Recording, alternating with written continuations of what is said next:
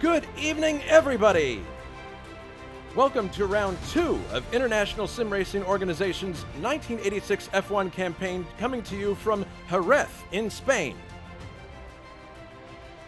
Cars are completing their qualifying session, and as you can see, Richard Wilkes is at the top of the list, so hopefully he's thinking that he can bounce back from the disappointment of round 1.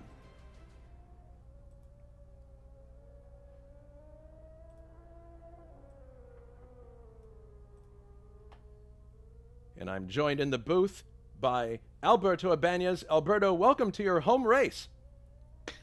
Good evening, everybody. Pleased to be here as usual, and especially here because, as Jason says, this is somehow my home race for this year. Yes, even though you're not in the car, but it's familiar ground for you. And we'd also like to welcome to the broadcast booth for the first time, Ryan Walker. Ryan, we're so glad you can join us. Welcome to ISO Commentary. Thanks for being here. Yeah, thanks, Jason, and thanks for having me, and looking forward to commentating on this fantastic series and one of my favourite tracks as well. So we had round 1 in Rio, and it was a very eventful race. Lots of action, but for a miscue with the back marker, it probably would have gone right down to the wire between 3 cars. In the end, Anders Nilsson took the victory in Stefan Johansson's Ferrari. This is a very different challenge, though, in Jerez as we take a look at the track map. Alberto, tell us a thing or two about this circuit in your home country. It is certainly my home country. It's not where I live, but I can relate to that very well because the scenery, the landscape is very similar to what I have here in Valencia in the Mediterranean. Jerez is a very peculiar city. It's a very important, even if not so big city, about 200,000 plus something like that people that live there. But it's a history-rich city. It has lots of palace, lots of background, Jerez de la Frontera, actually, if you translate it to English, was Jerez of the Frontier, because at some point that was the frontier because between the Christian and the Moor kingdoms back then. It eventually became one of the probably most well-known city in the south of Spain. And if you want to see something that is archetypal Spanish cliché, the thing that everybody thinks about when they think about Spain, like flamenco, dark-haired beauty girls, and things like that, then Jerez is your place. Because it's, like I said, the epitome of the, so to speak, cliché Spanish culture. It's a great place to be. The people there are great. And they also built this great racetrack here. It's a racetrack that it's, however, not so much fitting for the Formula One already in the 80s, because it's very tight. It's a track that is very twisting, very tight. It has some straights, but it's a big problem to overtake here. And drivers have already been, I'm not going to say complaining about it, but realizing the difficulty about it. It's going to be a true tire eater. I know that people are going to go for hard tires mostly, although we might see some combination of the mediums with the hard tires. And that's going to be the main concern in the race, taking well care of the tires and trying to keep your rhythm behind the cars that are in front and that you don't really get to overtake that well. It's going to be a really fantastic race. It's going to be very challenging for the drivers. And even if it might look not so, maybe at times not so bright from the outside, I can tell you it's going to be a real challenge. It's going to be very complicated here. And we hope to relay you over the broadcast how complicated it is for the drivers and all the merit and all the interest that it has to be really quick at this track. Yeah, it certainly comes across as a track that's going to eat tires, because I had a quick run around it before, and the thing that really struck me about it, I wasn't going particularly fast, but what struck me about it was the fact that they were very sharp corners, but you were still going through them at a pretty good clip. And that's definitely going to eat up the tires. So I'm not at all surprised that hard tires will be the tire choice du jour. Ryan, have you had a chance to drive around this circuit at all? And if so, what are your impressions of it? Yeah, I did some laps around here during the weekend. It's a fantastic track. It's I've raced around here quite a few times in various mods in the past. Artifact 1 is probably the most notable one, and it's just a fantastic track. It's a good challenge as well, but sometimes it can be hard on the brakes and hard on tyres. So, like Alberto was saying, don't be surprised if you see drivers maybe taking hard tyres or maybe try and maybe go with the soft tires and try and get away and try and gain some track position, or maybe go for the hard tires and do a long run and maybe just try and look after the tires if you like. But it'll be an interesting race tonight to see what tire strategy that the drivers go with. All right, well, let's take a look at the championship standings as they are right now. In the Drivers' Championship, after one round, Anders Nilsson leads with 9 points. David Jakes is in second with 6 points. Juha Boss is third with 4 points. Ray Radal is fourth with 3 points. Gabriel Del Piccolo is fifth with 2 points, and then Grant Radal is in sixth with 1 point. The constructors' standings are a little more compressed, but that's because multiple cars from the same team finished in the points at Rio. So you have Scuderia Ferrari with 9 points on the strength of Nilsson's win, but then Benetton is only 1 point behind with 8, and then Marlboro McLaren International with 4 points is tied for third with Equipe Ligier. So early days in this series, but definitely it's going to be interesting to see how the parity develops, Alberto, throughout the various courses that we visit. Yeah, there's going to be many different courses over the season. This is one of the slow ones. So I think after Jacarepagua, which was full of high-speed turns, we get to see here which are the cars that actually have the best traction and can get around better over the short tracks and over the small turns. All right, so the server is cycling here, just getting ready for the actual race session itself, so we'll be going out on track in a moment. A few things that we would like to bring up as far as our upcoming races at ISO. Next week we go back USAC racing. It's going to be the Datsun Twin 200, actually one of the 200-mile races. Twin refers to the fact that they raced stock cars in the same weekend at this particular event. But this is going to be a 200-mile race. We're used to running 500-milers at Ontario. And in this case, it's a 200-miler. And with the fuel limits that are placed in the cars, this is going to be a particularly technical race, Alberto.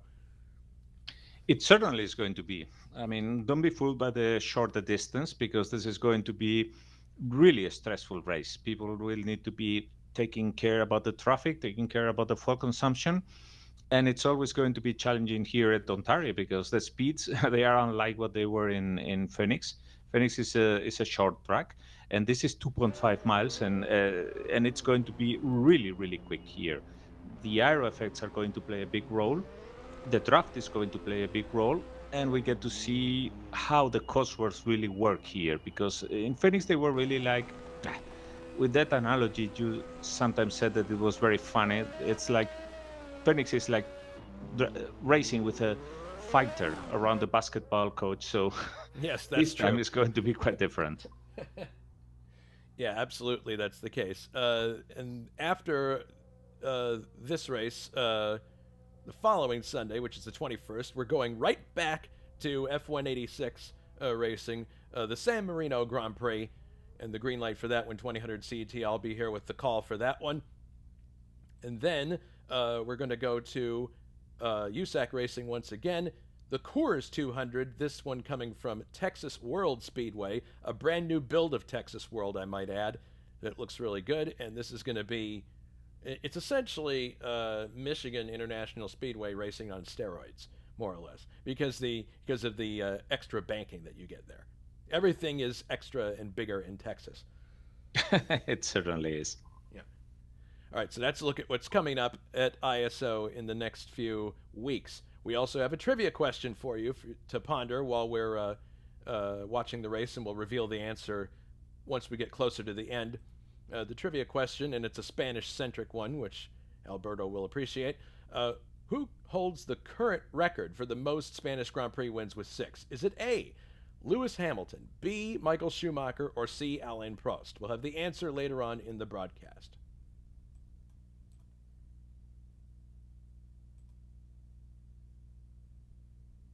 All right, so we're moving to the warm-up session now, and there are 25 minutes on the board, so I'm assuming that that is just to make up for the slight delay that occurred, and you can see the cars are now coming out here. We'll have a chance to go around the track with somebody. We're on board right now with David Saber as he gets to the end of the pit lane. And of course, the red light is still on. So once we get a green, they'll be able to go out and start getting ready for the race. Very critical time because the cars are obviously going to be on full tanks here, and definitely we'll get a good idea, Alberto and Ryan, of who has got the pace when the engine is full of, or when the tank is full of fuel and the engine is trimmed back in the boost a bit. Now we're heading down into the course, riding on board with David Saber in his Tyrrell, accelerating up to the first turn, which is a right-hander, fairly sharp. And that's followed almost immediately by another turn here, and this one is much sharper. Some people, I would be curious to see if they would switch down to first here or not, but then you're immediately going into a left-hander, so maybe that's too complicated. And now you have a series of sweeping turns. One thing that I find interesting about this track, Alberto, is that elevation doesn't seem to change too much. No, it doesn't. There are many hills around it, but they found probably what was the flattest spot all around. And I've heard many drivers talk about it. Yeah, there you go. Oh, shoot. Well, the car can snap around on you easily. The point I was making about the elevation change and other things is you don't really have a lot of help from the... you don't have a lot of help from the track to maintain grip. There's not banking on any of these turns. They're relatively flat. Riding on board now with Francois Remen. So when he comes around, we'll get to take a full lap, assuming that... Oh, goodness, and there's a Lotus slipping by. That's Tim Hilla. And Francois Remen is probably one of the best choices to take you around this track because he is one of the main authors of it. That's true, yes. Yes, he did the update of this track to what we could say modern standards. He put a shitload of work actually on it because it was amazing all the detail that he went into. And he is enjoying it. He's enjoying the ride here. And he's doing many tracks for us this year with all the detail based on the Carrera tracks or Factor 2 conversions. And well, Jerez turned out really well. I mean, you can see all the detail that has been put here, all the pushes and all the different stuff. Well, he heads for the bits now. Yeah, well, we'll have to switch to another car. Now we're riding with Anders Nilsson, and he's about halfway around, so hopefully he will be going on a full lap. This is, of course, the car that won our first race. So what I was saying about before, one thing that any driver will tell you is that, well, they will tell you two things. The first one is that Jerez is a really lovely track, one that you really enjoy driving, and the second one is you do so as long as you're alone on it. Yeah, as soon because as you... overtaking here is a nightmare.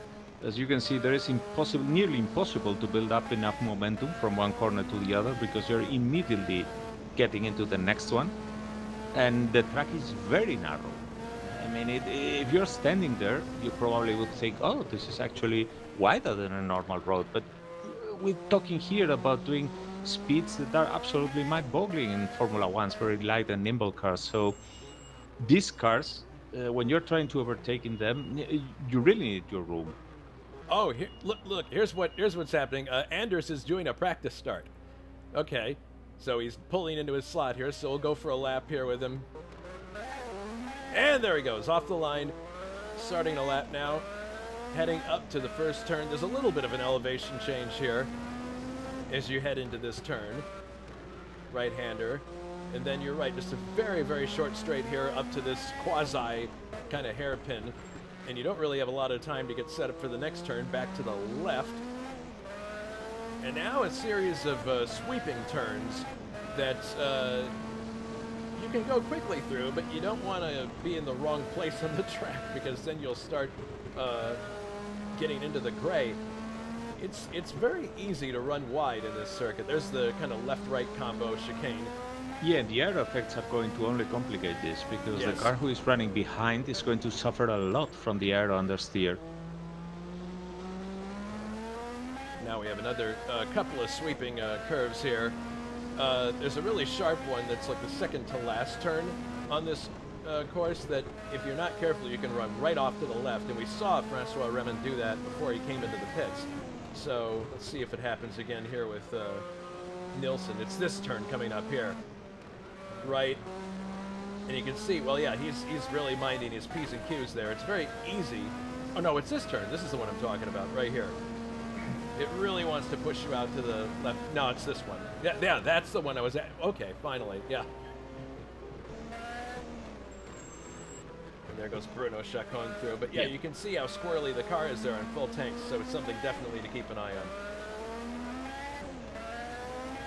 So Ryan, you told us that you have the names of these turns down, which is definitely helpful because this is something that I have not committed to memory. Yeah, hopefully I've got them correct, and yeah, I apologise if I butcher some of these names because Spanish is not really my native language. But yeah, you've got corners like turn 1, you've got Curva Expo 92, and then Curva Michelin, which is turn 2, and then you've got turn 3 and 4, which have no names as far as I'm aware, and then you've got turn 5, or some of these names anyway. You've got that long back straight where drivers can make a move heading down to turn 6, which is Curva Dry Sack, I think. But just some corners you can make a move on, but hopefully I haven't butchered them, and hopefully, yeah, if I have, then I apologise. Well, this circuit also, we should mention it. I know Alberto mentioned something about the geography of it before, but this is a circuit that is located in the southern part of Spain, like kind of the southwest corner of the country, correct? Yes, it is. It is very much near Sevilla, which is actually the capital of Andalusia, although it's in a very different province. It's in Cadiz, which is the one who is by the sea, actually close to Portugal. And Jerez is also very well known because people might not know it if they simply hear Jerez, but Jerez is actually sherry in English, which means sherry is the wine, the fortified wine that they do. Oh, yes. And it's all the countryside all around it is full of vineyards and of cellars. Well, I'm sure that's a big tourist draw as well for Jerez. It is, and also Ryan mentioned that there is a turn called Dry Sack. Probably you don't have many turns in circuits around the world that are called after a liquor. But Dry Sack is actually one of the varieties of Jerez, of sherry wine. Well, we really appreciate you giving us some local flavor of this track because God knows I'm going to be doing that when we get to Detroit later. You and me are going to take one tour lap in the safety car around Detroit, and you're going to tell us all the details about the track. Yeah, so that I'm not busy doing that during the actual race itself. Indeed. And that we're actually watching the action.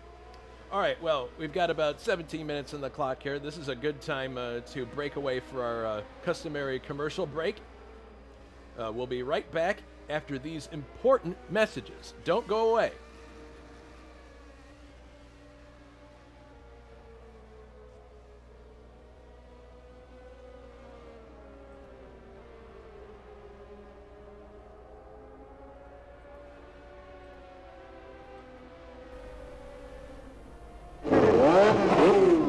Now, photography enters the computer age with the revolutionary new Canon T70.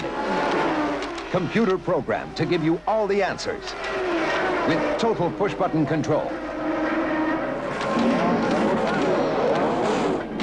Auto loading, auto wind on, auto wind off. That's the incredible Canon T70. So advanced, it's got to be simple. Canon Formula One cameras.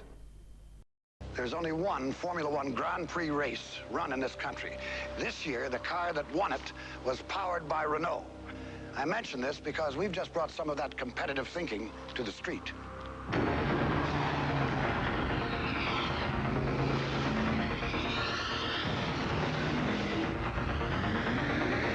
Renault GTA. I consider it another Renault victory.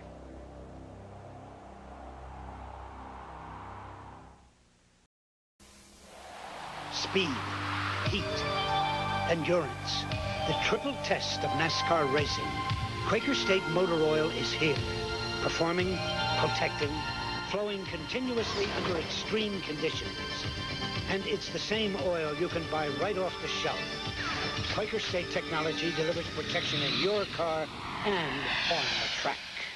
Quaker State, the big Q stands for quality. Always has, always will. Chrysler technology is making Made in America mean something again.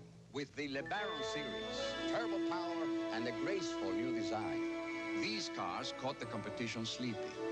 And Chrysler technology gives Turbo New Yorker power and more standard equipment than Buick Electra. Commitments by Chrysler, made good by Chrysler, backed by Chrysler. Because the competition is good, Chrysler had to be better.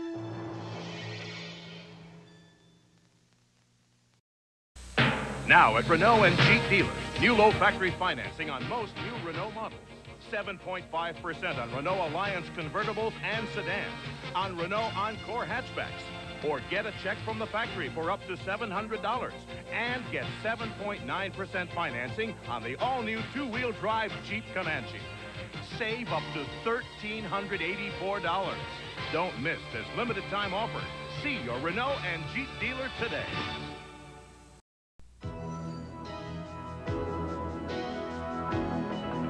Since the title Gasoline Fuel Economy Champion was first awarded, one manufacturer has dominated the competition, winning a remarkable 8 out of 13 times. Presenting the Honda Civic CRX HF, one of the best in its field, again.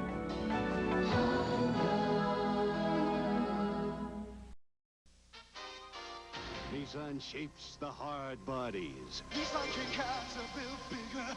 Nissan trim cabs are built smarter. Nissan trim cabs are built wider. This King Cab is Nissan's roomiest ever, with more lockable storage space and new fold-down jump seats that hide away. Fuel injected hard bodies. You need a hard body. Hurry, get 6.7 factory-sponsored truck financing on any new Nissan truck.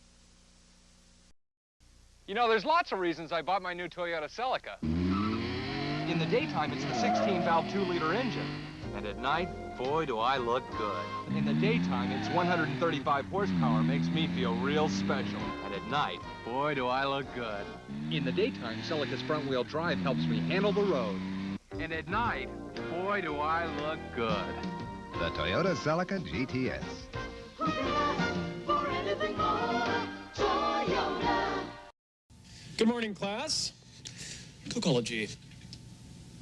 The study of good taste. In fact, the taste that stands the test. Yes. The test where new Coke takes on Pepsi, i.e. That's as in? The new Coke Pop Quiz. Cocologist dismissed. All others pay attention. When Coke did take on Pepsi in nationwide tests, more people chose Coke over Pepsi. Prove it to yourself. You'll see why more people are choosing the taste of Coke. Catch the wave. Coke. Radio Shack understands that a computer purchase is a serious personal and business decision. But what's really important is the company behind the computer. At Radio Shack, when you buy a computer, you buy a company. A company committed to technology, service, and support. We'll be here when you need us. With a telephone hotline, training, education, and excellent service. Tandy Computers, in business, for business. Tandy, clearly superior.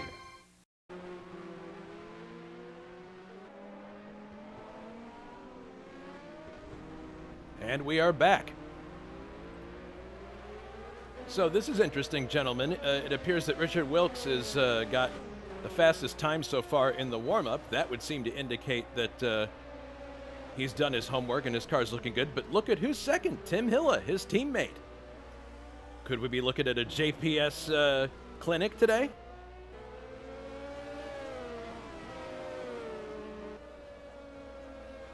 Yeah, I wouldn't rule it out. I mean, there's just looking at the drivers in warm-up at the moment, I think if I was to pick a race winner, or predict a race winner, rather, I think my money, judging by the form he's been on in the previous round, my money would have to be on the Swede Anders Nilsson.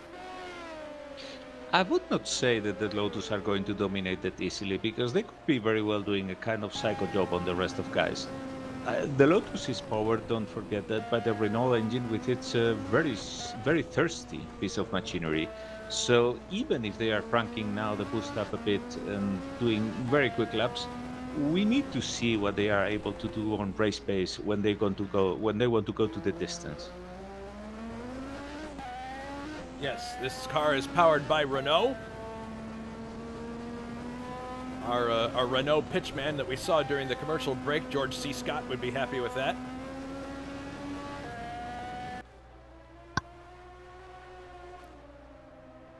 And much like the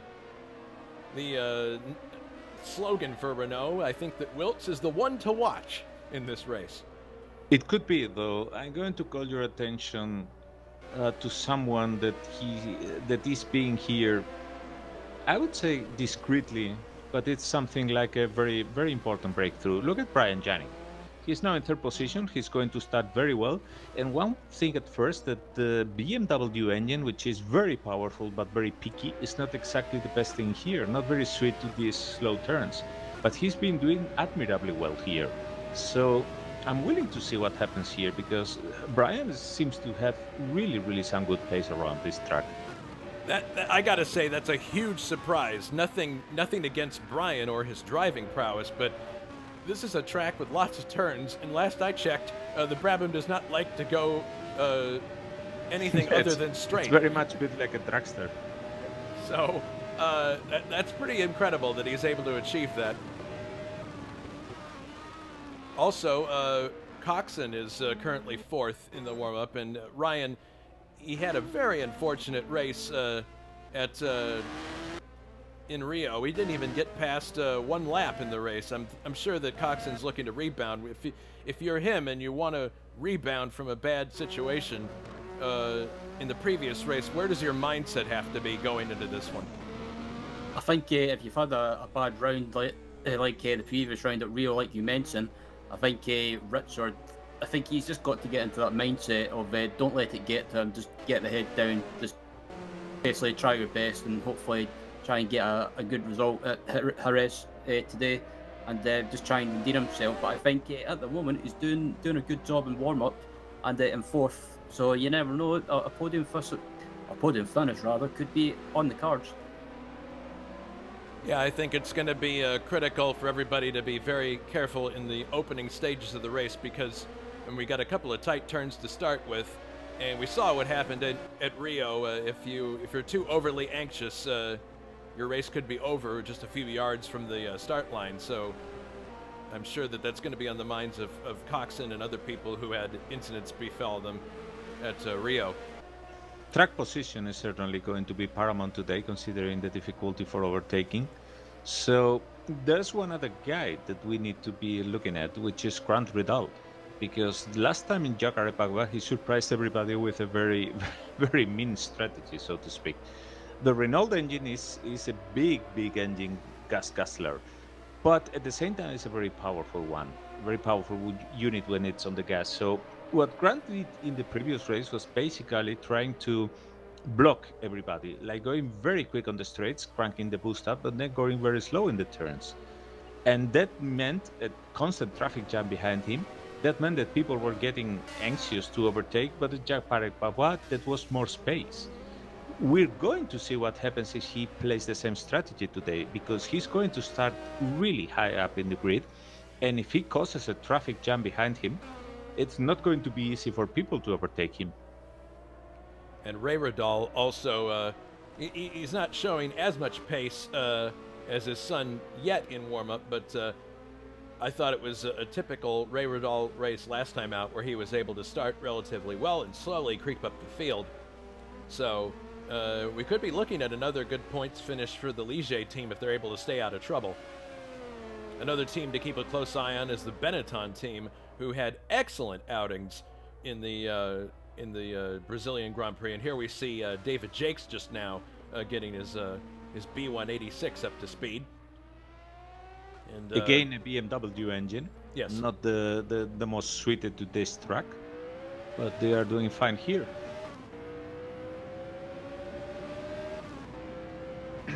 Yeah, I think the thing that makes the 86 season so interesting is the variety of cars that are here and the variety of matchups. It's certainly going to be a lot of fun to watch how these different cars tackle different types of circuits throughout the year. Well, the cars and the drivers, frankly, because it's a pretty varied schedule. The next race after this one being San Marino, and then before long we're at Monaco. Yeah. which tends to be a bit of an equalizer in terms of car performance. Yes, and speaking of David Jakes, he had to miss the qualifying due to real life work, but he's starting now on 26, and in this track he's going to really have to show all the skills that he has got, and we know he is not short of them, because overtaking on this track, as we said many times, is really difficult, even if you've got a powerful car, but he has really a mountain to climb in this track. Yeah, it's going to be really hard for him to move up the grid. I'm sure that people at the back are aware that he's there and that he's going to be coming through. But the other thing to take into consideration is that Jakes very regularly is on the main default TeamSpeak channel with a lot of his friends in the race. And so one of the advantages of that, if you can maintain your concentration while being on a TeamSpeak channel, is that if something happens ahead of you, they're likely going to give out a yell or something and say something, and you'll have some advance warning. So that can be helpful. I mean, it depends on your temperament as a driver. I mean, I know personally that I can't stand being on TeamSpeak if I'm trying to drive, because it just distracts me and I make a mistake. Ryan, what's your take on being on TeamSpeak at the same time you're trying to concentrate on a 72-lap race? If I'm in the same team as someone, if I'm on the same TeamSpeak channel as my teammate, I don't mind that. I mean, it makes it easier to communicate when it comes to deciding stuff like strategy But being in the same TeamSpeak room as other people, like loads of people speaking at the same time, I can't focus, I can't concentrate. I'm one of those drivers that need full concentration. Otherwise, I just end up making silly mistakes. So, but every driver has their preference. Some like to be in the same TeamSpeak channel as other people. Maybe some people find it more relaxing, it calms their nerves before a race. But everyone has different ways of going about a race. Yeah, I think that's definitely true. I mean, the same thing happens in real life in racing. You have drivers who talk a lot on the radio, and then there are drivers who just don't want to be bothered. And then those who are a little bit in between, so... Yeah, those that say something like, "Don't speak to me while I'm driving," or things like that. Yeah, I just don't go on TeamSpeak when I'm driving. I just forget it. I did one time have my mic ready to go because I wanted to give interviews to Jonathan during an oval race, and he came on right when I was coming into the pit lane trying to pit, and I was working my pit menu at the same time, and I basically just told him very curtly, "Not now!" And the poor guy had to back out. So since then, I've just been like, no, I'm not talking to anybody during the race anymore. I can't do that. But, I think they started doing that in American racing, actually, to use the broadcast to actually, so to speak, invade the driver's cockpit, asking them about things. And I think it was NASCAR, maybe, the first one who did that. NASCAR, they did it a lot with Cale Yarborough in the early 80s, and he was a really good sport about it. And actually, it worked out great for CBS because they were on board with him when he won the race in 83 and 84, so they could actually talk to him. But there are other drivers who just straight up didn't like it. I think wasn't there an infamous situation where Kevin Cogan, I think it was the race that he lost to Bobby Rahal, 86, the 500. Yes. And Sam Posey tried to talk to him, and he says, "I'm a bit busy right now, Sam. I can't talk." And Sam, I think, I could be wrong, but I think Sam said something to the effect of, "Well, if I were him, I wouldn't want to talk to me either." So, yeah, it's certainly on a case-by-case basis. It's not fun, but I think, there are a lot of drivers who realize that good relations with the media are good for the sport and therefore good for them by extension. If you have good PR and good relations with the media, they're going to paint you in a favorable light, and that's good for everybody. Yeah, it's one more thing that drivers have to juggle with in these times, I guess. Yeah. Anyway, gentlemen, we're about to be 1 minute away from the start, and I think it's prediction time. Yeah, well, I've got other predictions I'm trying to juggle in my head because it's Super Sunday here in the States. But on the subject of this race, I am going to go all in on Richard Wilkes. I think that he's got incredible motivation to do well. He's in top form, and I think we're going to see a golden black car pulling into Parc Fermé first. What about you guys? Ryan, I'll let you go there first. Okay, yeah, thanks for throwing me in there. I think judging on form from the previous race, like I said before, I'm going for Anders Nilsson. I think that's a pretty safe bet. That's a safe bet indeed. I'm going to go for our Yorkshire best, which is Richard Coxon, because he's going to really be on his toes in this race. He's going to really want to do well. And I don't think we're going to discover Richard's talent here today. So I'd say let's go for Richard.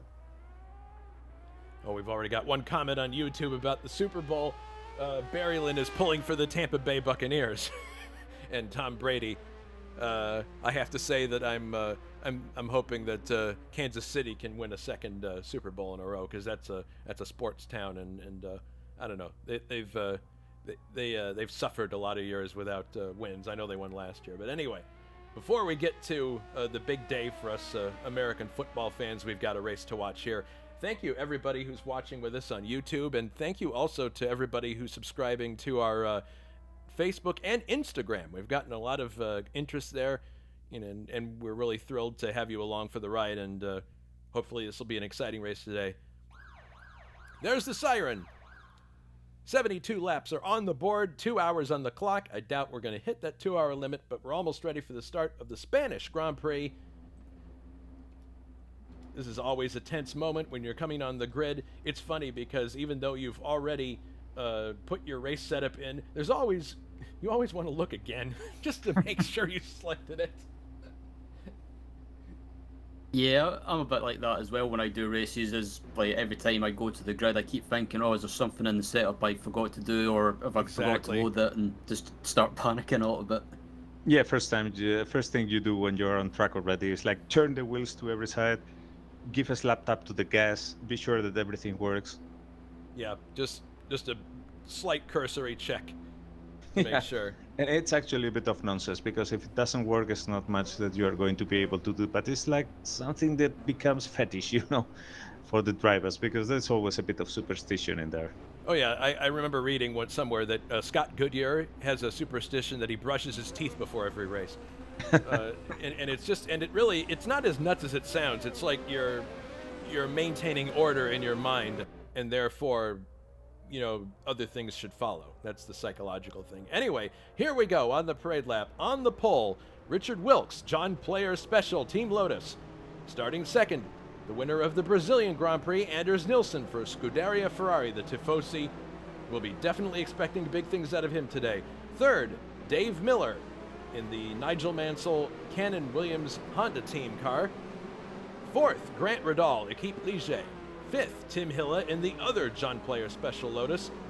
Sixth, Brian Janik in the Motor Racing Developments entry number 8.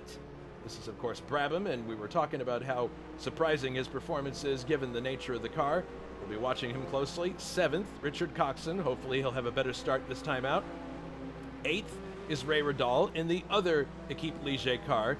Ray's car has the dark helmet, and the light helmet is carried by his son Grant, so hopefully that won't be it'll be a challenge for us and you, but we will do our best to walk you through it. John Team is starting 9th for Team Haas. 10th is Juha Boss for Marlboro McLaren. 11th, Cesarius Lipinski in the West Zach Speed entry, number 29. 12th is Gabriel Del Piccolo in the Benetton B186 BMW. 13th is Bruno Chacon in the other McLaren. 14th, Vadim Tasiak for Tyrrell. 15th, Jules Bouchard in the other Haas Lola. 16th, Ruben Fernandez in the first of the Osella Squadra Course entries. 17th, Adam Hackman in the other Williams car.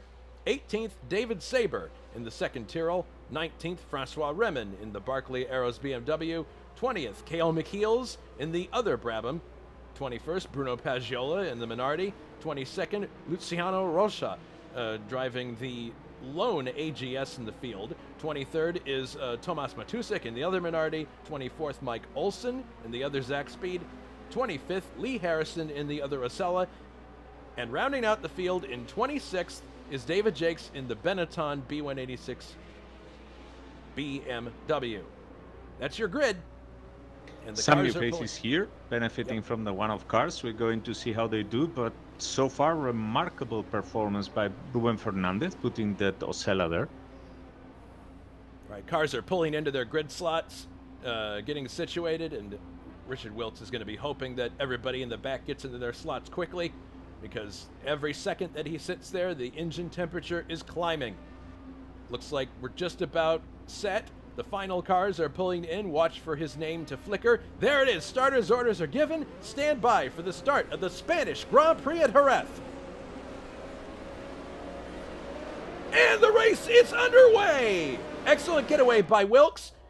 Few cars going onto the grass. Oh my goodness, we've got slow starting car. Tim Hille was able to sneak by. Very good reflexes. Bruno Chacon has done a loop at the very back, but it looks like he's going to be able to go and catch up to everybody. I don't see any damage. Matusek also getting away slowly, but Wilkes is in the lead, and Grant Radal is up to second place already.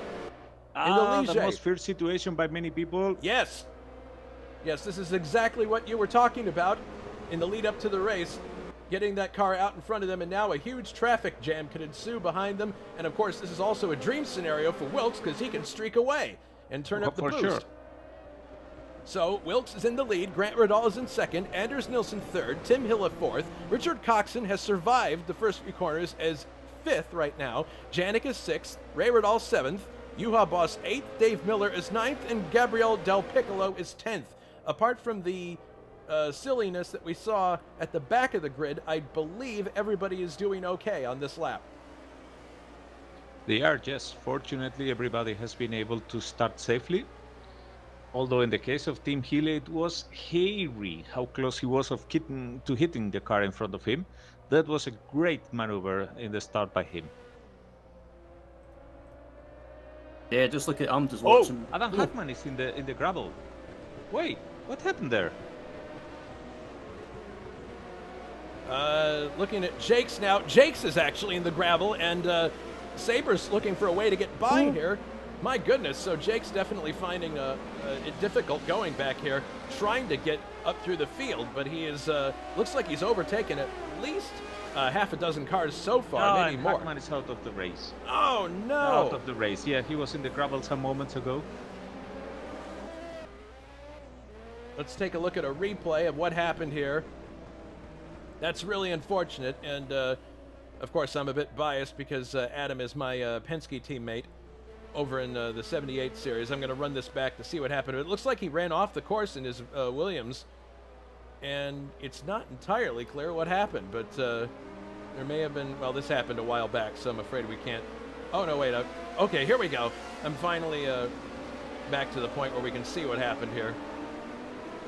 It looks like he got stuck in the gravel is what happened. Okay, here we go. So, looks like he was going for an overtake. Oh my goodness, he came into this corner very, very hot.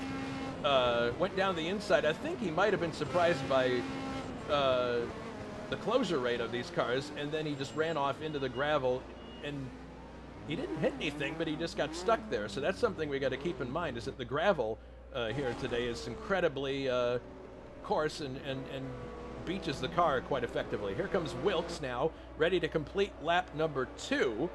And as he crosses the line, you see Grant Radal second, Nilsson in third, Hille fourth, Coxon in fifth. That looks to be a really good battle. Janik in sixth, Ray Radal seventh, Juha Boss eighth, Dave Miller ninth. And look at this. Here's Jakes looking to take another position.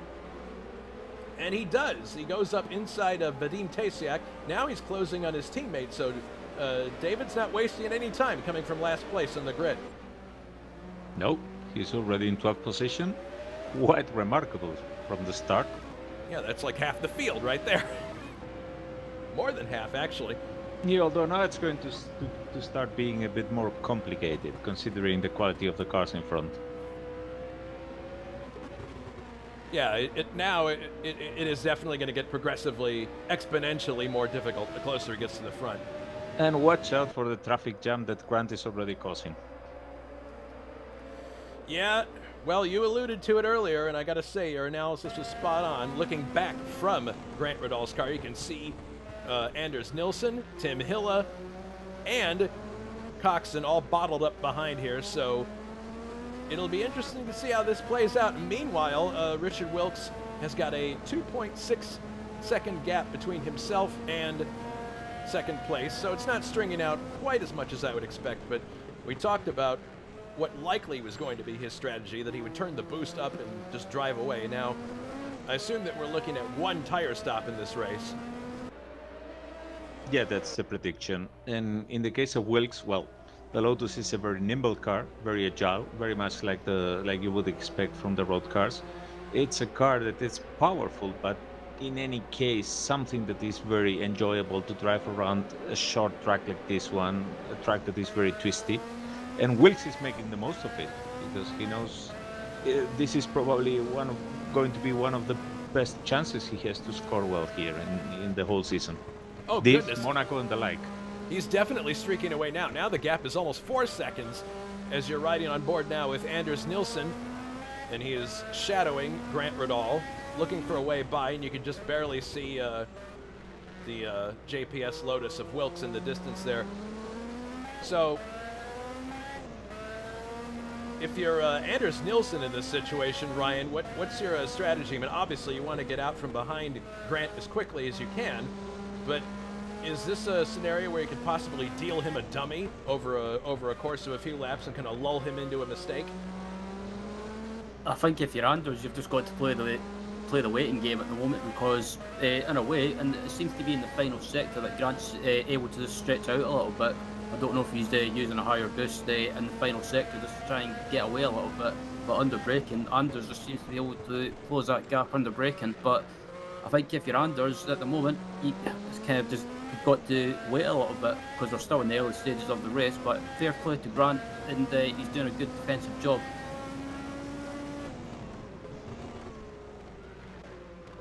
And if you look behind Anders, Tim Hille has got his mirrors full of scarlet red. Coxon definitely looking for a way around him. Slapinski in the pits for whatever repairs, and fastest lap so far of the race by David Jakes.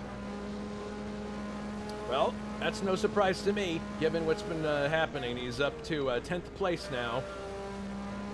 Yeah, David Jakes had a real-life commitment that he had to honor, which is why he could not make qualifying, but he's definitely adding sauce to the goose, shall we say.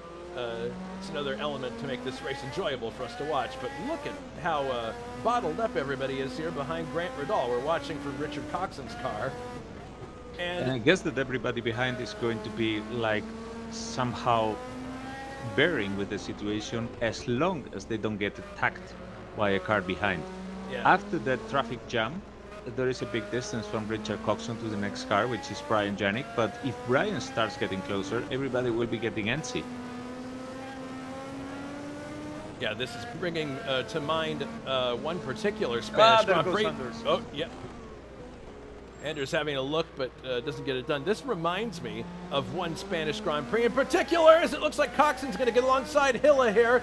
He's trying to accelerate by. Anders, for some reason, slowing up here. So it looks like, well, is Coxon going to make it? Overtake on the outside? No. Very clever use of traffic by just can't get it Coxon done, but here. now Hille is looking for a way back across. My goodness, so things are getting really... I think people are getting antsy just because of the nature of what's going on. That's going to give Grant a little bit of a breather now because there's a bit of a battle that went on there. But that was a really interesting exchange between Nilsson, Coxon, and Hille. Now Hille is looking again at possibly getting by Coxon, but then he's going to be in a Ferrari sandwich. So I don't know if that's necessarily a smart thing to do right now. What do you think, Ryan? I think it's a bit too early to be getting feisty, especially when we're on lap 5, I think, and all this squabbling amongst them is just allowing Grant Radal to pull away and build a little bit of a gap. But I think if these guys stop squabbling amongst themselves, they should be able to close that gap back down to Grant. But at the moment, it seems to be these guys are intent on just scrapping with each other. Yeah, and meanwhile, Richard Wilkes is just streaking away. He's almost 7 seconds in front now of Grant. So, I mean, that's exactly what he wants. And I should say that both lead years seem to be out of their place now in this track. because Ray Riddle is also causing a big traffic jam behind him. David Jakes just arrived to that group, where we have Juha Boss getting really anxious to pass him, because he's realizing he's going to lose any chances of actually catching up with the head of the grid. Right behind his Dave Miller, who is now Dave going Miller to the gravel. And I don't know what's going on there. Only going to benefit from that. So Juha goes up the inside, takes 7th place from Ray. So now the next car. Oh, look at that! Yeah, look at these cars climbing all over themselves, trying to get around Ray. So yeah, it definitely is an issue here. But now look at this: Miller and Jakes going at it. Jakes finally gets by. Now he's right behind Ray. This is exciting stuff. This is nearly oval racing, where you miss it by a split second and 4 cars get by. No, it's that's definitely the case at a place like Phoenix. Like if you make one mistake there, and here's David looking up the inside here from the chopper shot. Slapinski is in the gravel without a front wing. He entered for repairs, but apparently the car was totaled. He's trying to reverse now into the track. Yeah, you can see also too the way that the cars behave under acceleration. They kind of dip a little bit, and that's because of the lift that you have to do in the shifting. So it's almost an accordion effect that you see going down a straight as 2 cars are close to each other. This is the situation with the Ligiers here is reminding me of one particular Spanish Grand Prix, 1981, when Gilles Villeneuve ended up winning, and he basically won by keeping 4 other cars behind him lap after lap after lap, because the Ferrari had great acceleration off the corner, and he was just able to just bottle them up the entire race. As David Jakes now looks like he's going to make an attempt coming down the first straightaway here. He's on the outside, and oh no, he just cannot get it done. Ray was able to fend him off there, but Jake's getting very impatient behind Ray Riddle right now. I'm still watching the battle for second place, and again, Richard Coxon and Anders Nilsson and Tim Hiller have managed to close down Grant Riddle again. And Coxon is ahead of his teammate finally. Oh yes, yeah, we missed now that. But trying to pass Grant Riddle. That's going to be a tall order, because we see people swapping positions behind Grant, but nobody's able to overtake Grant. Yeah, it's and it may be that way for a while. We may have a situation where the cars behind Grant are shuffling positions, but Grant is still in second. Looks like they've been able to close down a little bit on Wilkes. The gap is now a little less than 6 seconds, but still, I think Richard Wilkes' race is going absolutely as he would prefer it to. Look at this. Coxon is closing incredibly on Grant. He has a situation here where if he goes up the inside, he might be able to get it done, and he does. Coxon goes up to second place. That's a good pass, textbook accomplishment. Now Ray has turned up the boost, and he's going to try to go back by before they get to the first turn, and he does. Ray Man, Riddle that takes Renault it back. engine has legs. Yes. Yeah, I was just about to say, look at the overspeed. That's amazing. So yeah, Coxon did it on sheer talent, but Grant just basically cranked the boost up and told him, look guy, this is the pecking order in the engines now. Yes. All right, so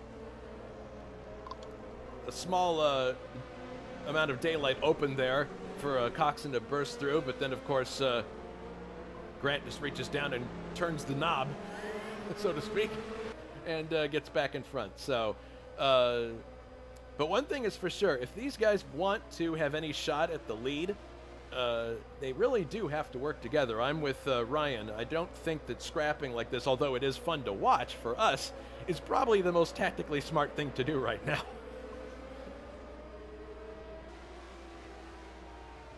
They've already... No, go ahead, sorry. No, you're good. I was just about to say, I like that move by Richard Cox, and he got the run on Grant. He went to the right and then basically sold him a dummy into the final corner. Mm-hmm. Yep. Yeah, I think Coxon there did one of the best moves of the season so far. And we should have a contest about the best overtaking maneuver in the season. Well, we're going to see. Oh, there's another one. There's another one. He jumps down the inside. He's got him again. Now we'll see if Grant does the same thing again and turns up the boost. Coxon taking kind of a middle line there, but no, Grant. Yeah, Grant's doing it again. This is like a replay of the last lap. But we should put behind cocaine and heroin as an addiction this boost button for someone. oh no, there's Coxon going from the inside. There's contact. Oh my goodness, he just forces his way down the inside. But Grant says no thank you and keeps the position. So things are getting physical now here in the battle for second as Coxon almost loses the back end. My goodness, you think he could have incurred some damage there? There was some wheel banging there, but I think everybody is okay. Although Coxon is losing a bit of his British cool. Because he really seems to be frustrated with this. I mean, this is the same technique that Grant pulled on the previous race. And I mean, I cannot fault Grant at all. Because this is racing, guys. I mean, you gotta do what you gotta do. Anything that is legal is well, absolutely, completely acceptable. And the way he's doing things is giving him good positions. It was, for him, really bad luck that it ended bad in the previous race. But what the heck? I mean, he's just using all the options that he has to his avail, and that's something you gotta admire too. Yeah, I mean, he's keeping his line. He's driving his race. I mean, it's just the way it is. Now, look at this. Nilsson is definitely closing on Coxon here.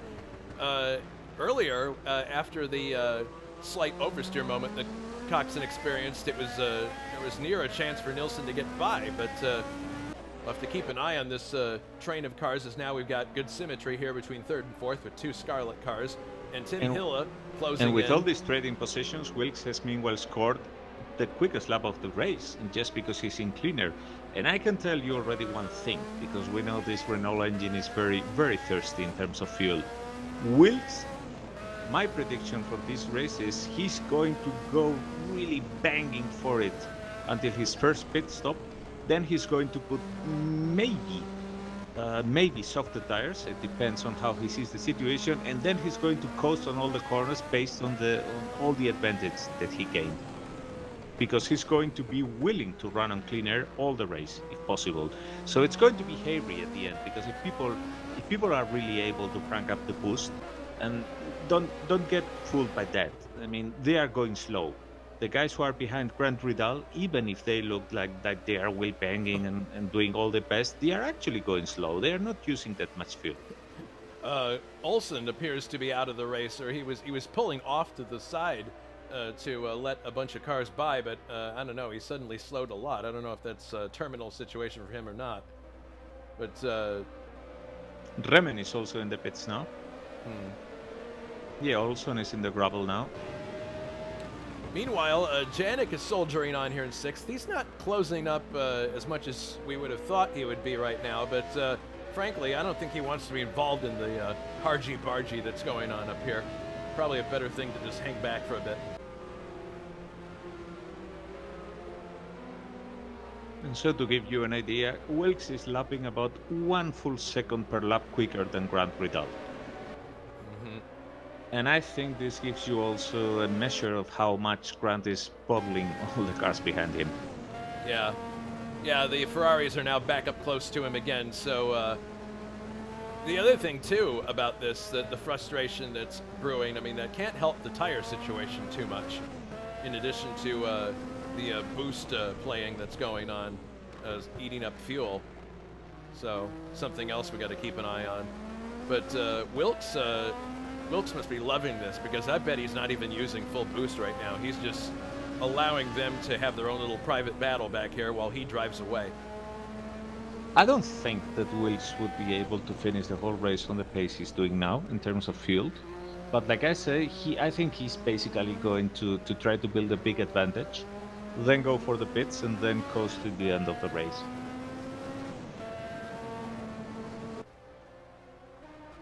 Now Coxon is getting again close to Grant Ridal. Let's see what he's going to do now.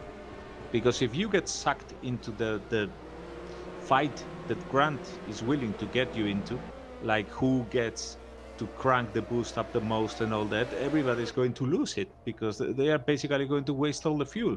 Yeah, that's what Grant Ridal is basically playing chicken with everybody here.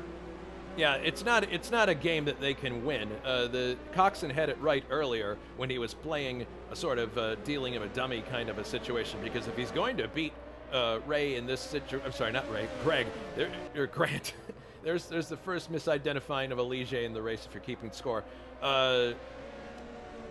He's going to beat him on racecraft and dealing him a dummy, not on the boost game, which is what's going on right now.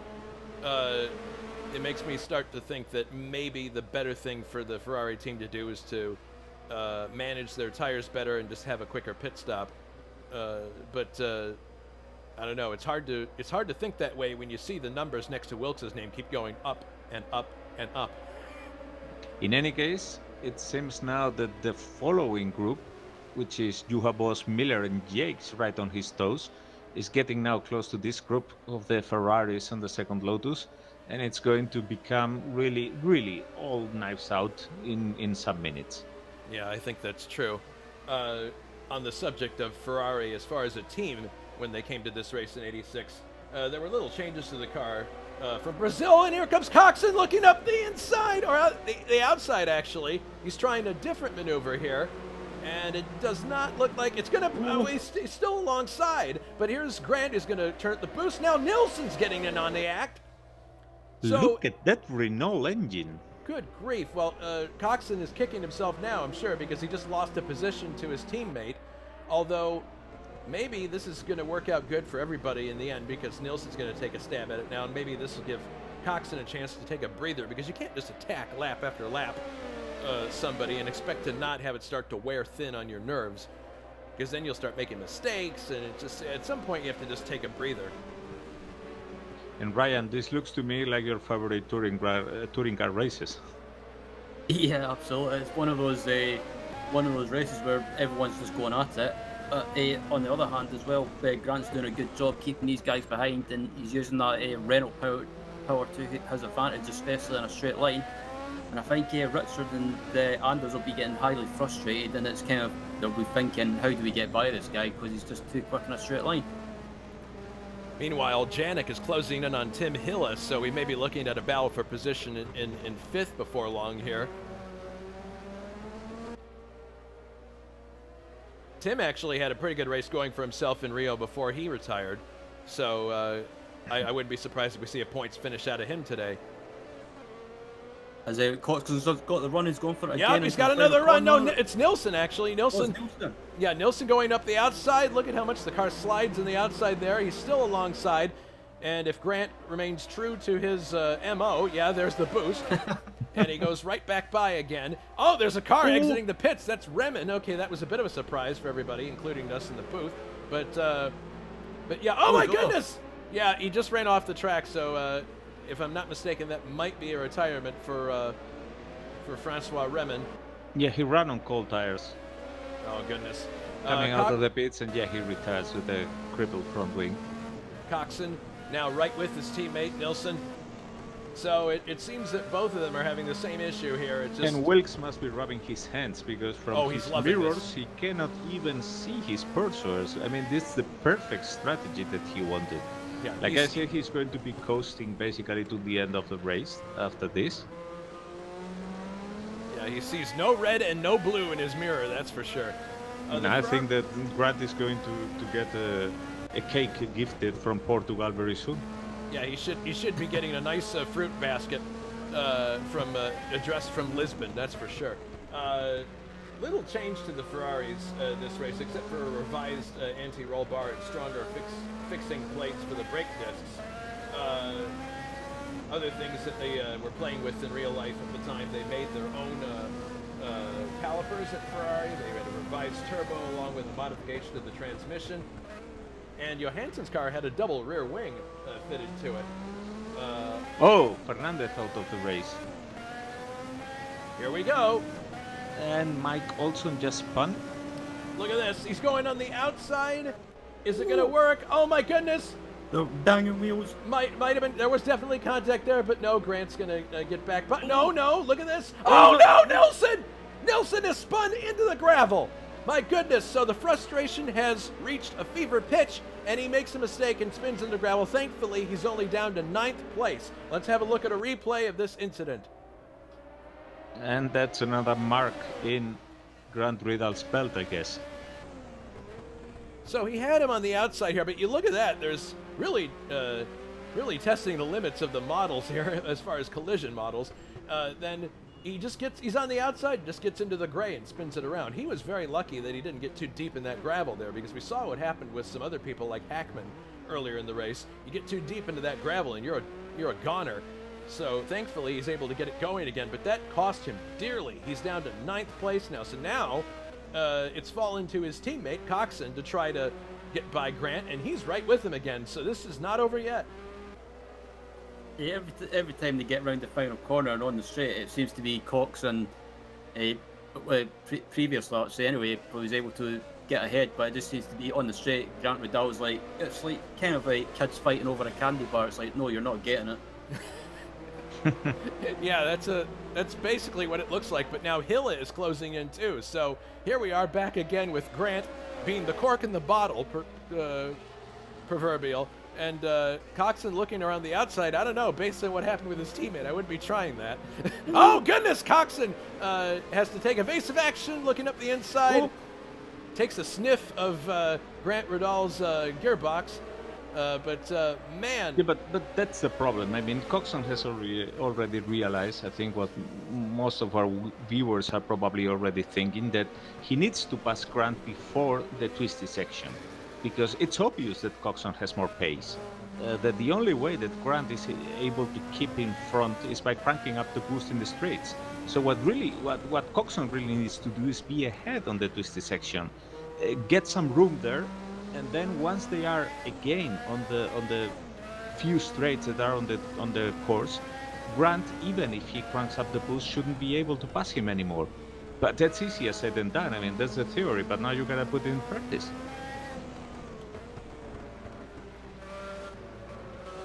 Yeah, it's these last two corners before the final hairpin where Coxon just seems to have his car set up perfectly for it, and Grant, for whatever reason, is not, and is much slower through there.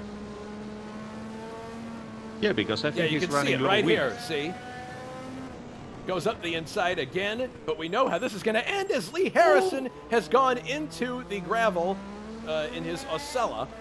You just caught a glimpse of that as they headed into the hairpin. And now you can see Grant is able to stay ahead just with the boost. So, yeah, this is... and of course, this is translating into a massive lead for Wilkes. He's in front by almost 12 seconds as this group is now coming up to lap, I believe, the AGS of Luciano Rosa.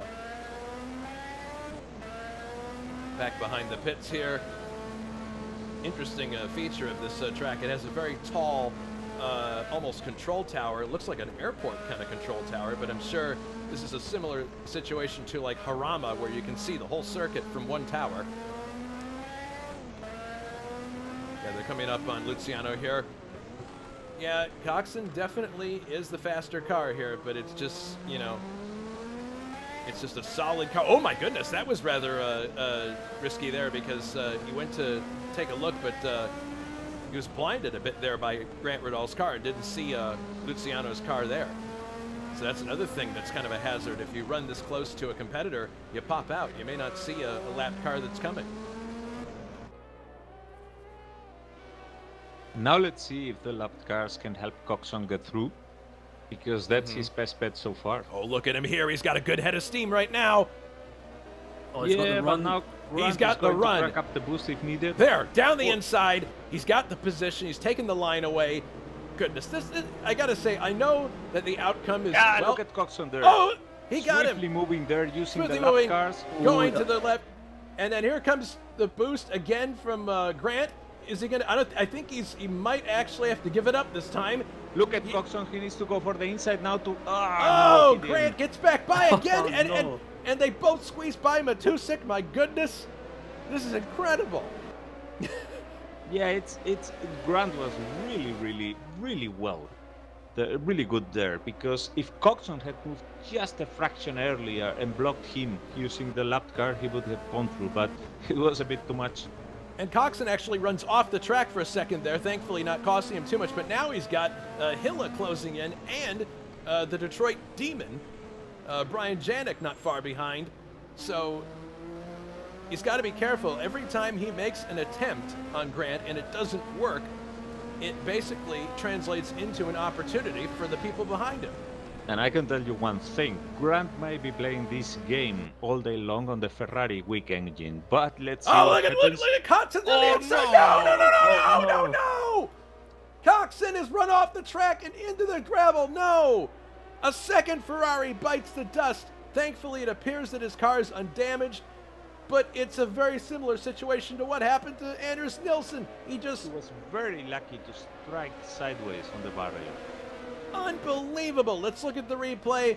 So, Grant Ridal, we're going to have to start calling him the Iceman because nothing seems to be phasing him here. Not a scratch of his belt. But as I was saying, if Brian Janik is able to get by and get his chance to overtake Grant Ridal, now Grant might be able to play this game all day long on the weak Ferrari engine, but let's see what happens when he has to face the dragster from Detroit. Yes, and Coxon's all the way down to 10th place, and actually now is behind Ray Ridal, as if to add insult to injury. Now he's got to try to pass another Ligier.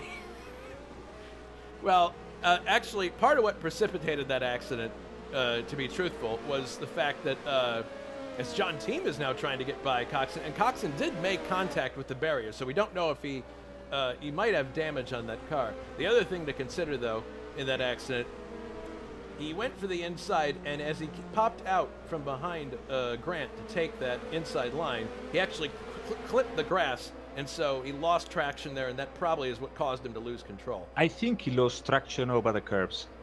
Yeah. Well, Wilkes is now ahead of Grant by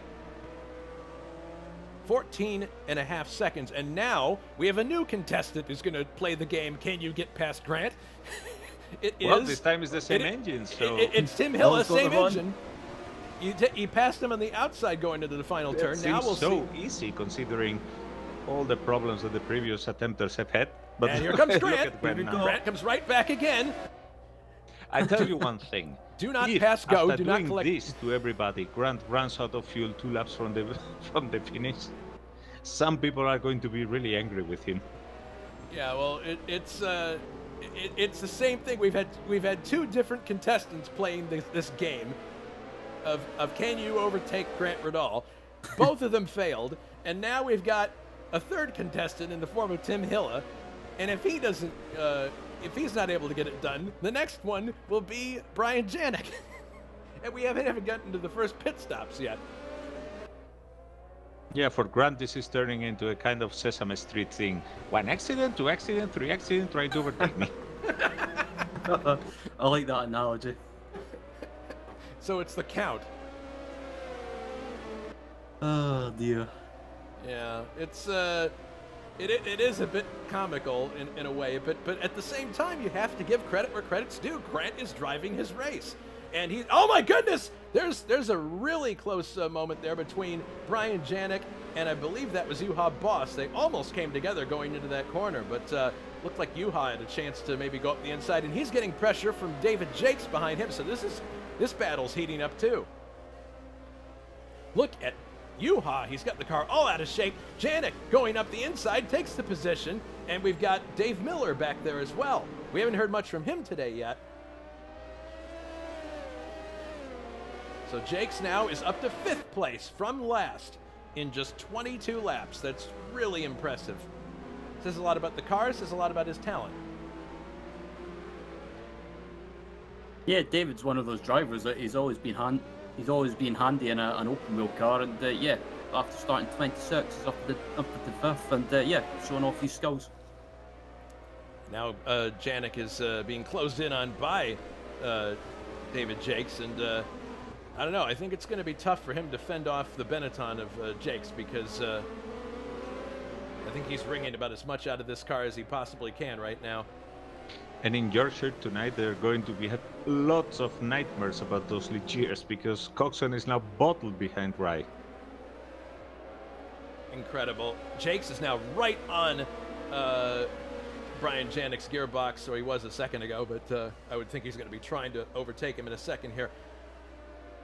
Yeah, because of the demise that's befallen the Ferrari team, all these cars that were running at the lower end of the top 10 are now up in the top 5. You got Janik 4th, Jakes is in 5th.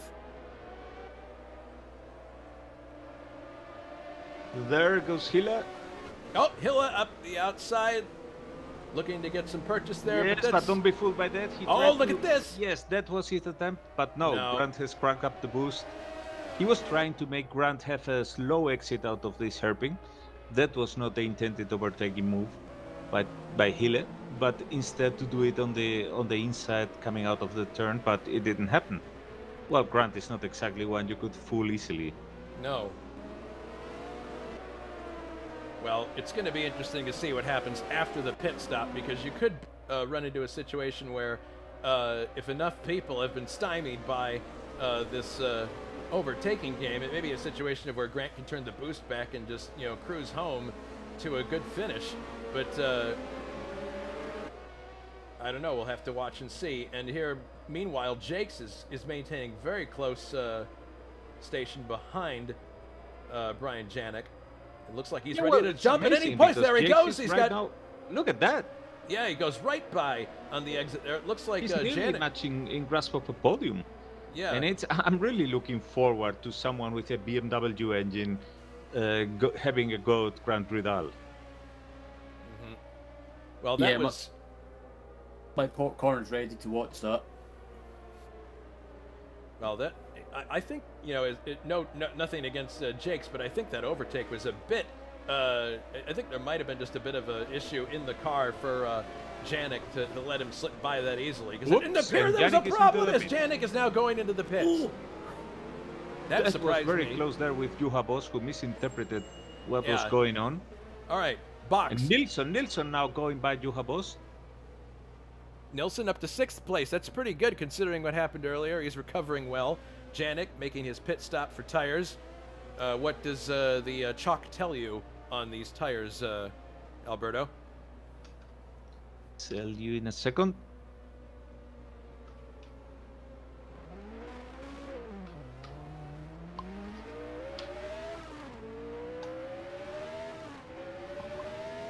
As Janik rejoins the track in 12th place.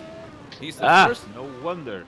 He has stopped so early. Mediums in the front and softs on the rear. Oh my goodness! Well, yeah, quite a risky bet. And there you see, I mean, he had to stop on lap 20, let me see, 22 of 70. That's not even a third distance. Yes, yes. Good grief. Well, we know that was not the right tire strategy.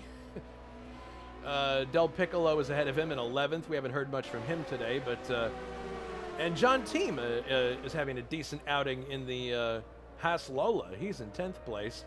9th, Ray Radal. So Coxon did manage to get by Ray. We didn't see it, but he did manage to get by him. So he's in 8th. Miller in 7th. Anders in 6th. Ooh, and Jake's locking wheels behind Tim Hille. He seems to be able to brake much later. And if he passes Hille now, which he's going to do... Oh! Yeah, he's taking him on the outside there. He's got the position. We gotta see now if Grant's strategy is able to hold back the Bavarian invasion. Yes, new contestant now in Can You Pass Grant is David Jakes. And I would wager to say that I think he's got a decent shot. Coxon, meanwhile, did the fastest lap of the race in the Ferrari, which I'm happy to hear, because that seems that that tells that his car is not damaged. Yeah, because he actually impacted that wall fairly. I mean, he hit it with the side of the car, both wheels exactly hitting it. So it was a pretty square hit. But yeah, that certainly indicates that he's okay. So that's good information. Thanks to the clean air, because that's what we were talking before. I mean, we really know that the Ferraris are quicker on clean air, but the problem is that being bottled behind another car like the Ligier is really a nightmare for them. Riding on board now with Jakes as he's following Grant Radal. And the question now is, will this become another scratch in Grant Radal's belt? I don't know.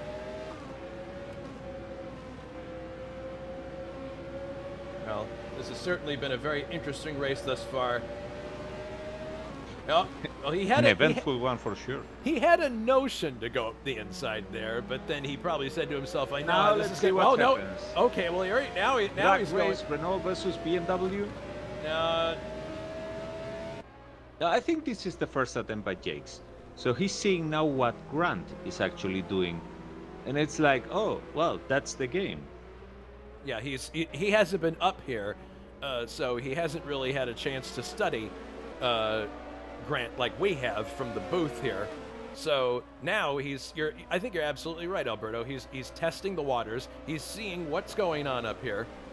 He could see the clock just like everybody else, so he can see how far away Wilkes has gotten. So he must surmise that whatever Grant's doing, it's keeping people at bay well. So now he's trying to figure out, okay, where is his weak point? So yeah, he's just making little probing movements here and there to see see if there's opportunities. Well, Jakes is no fool, and he should know by now that having been able to crawl up to third position as he is now so easily, so to speak, means that something was happening there at the top, and now he's getting a taste of it. Yeah.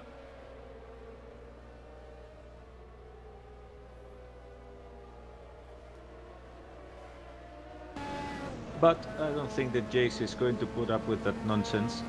And in Jakes has one got to or run. 2 laps more, He's got to he's run going now. to use that There he BMW goes. engine. Oh, look at that. But you know what Grant's like?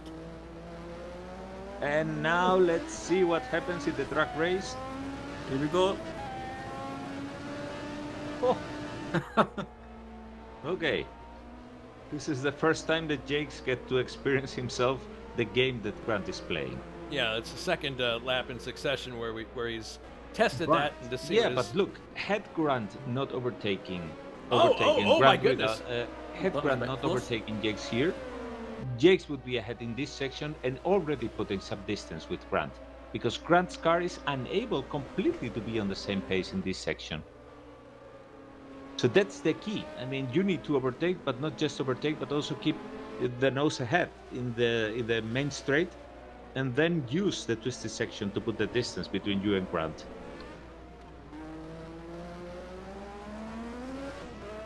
Let's see if Dave has got the message. He's a very thinking driver, so it would surprise me much if he didn't.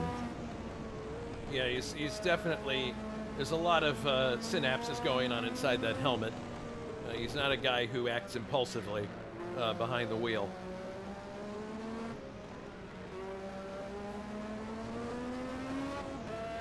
All right, he might have another shot here. And you can see Yuha just behind him here. And Yuha's not pressing him at this point, so definitely there's no real need for him to... Yeah, I think that everybody's taking it calmly, because if they have been able to see what's going on at the front and how people have been crashing all the time, they are looking at this like an Indiana Jones movie, you know, the one who goes and triggers a trap. So everybody's like, whoa, careful with that. Only the penitent man will pass. Yeah.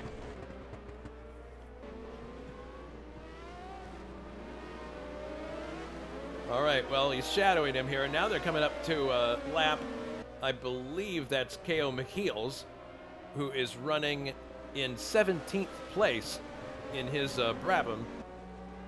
K.O. also running his own stream, I believe, on his YouTube channel. I'm sure that it's been even eventful from his point of view, because there's not a lot of room around here to make way for people who are coming through. And I'm sure that, well, there, he makes excellent room for both of them there. And even, yeah, you see right there, he had to even... the run. Yep, Jakes has got the run now, but not quite in the right spot. But you can see there with KO, you know, when you try to make room for people, if you're not careful, you can overdo it and go off the track. And meanwhile, we have a very dedicated Yorkshire man on a mission who just did the quickest lap of the race again, and a very happy Portuguese who is 24 seconds into the lead and like looking in the mirrors and not believing how lucky he is. Yeah, I think Wilkes. I think the worst thing that can happen now is for him to get too comfy. But knowing him and knowing his racecraft, I doubt he'll let that happen as they're overtaking Tomas Matusek. Look at Jakes! Look at Jakes!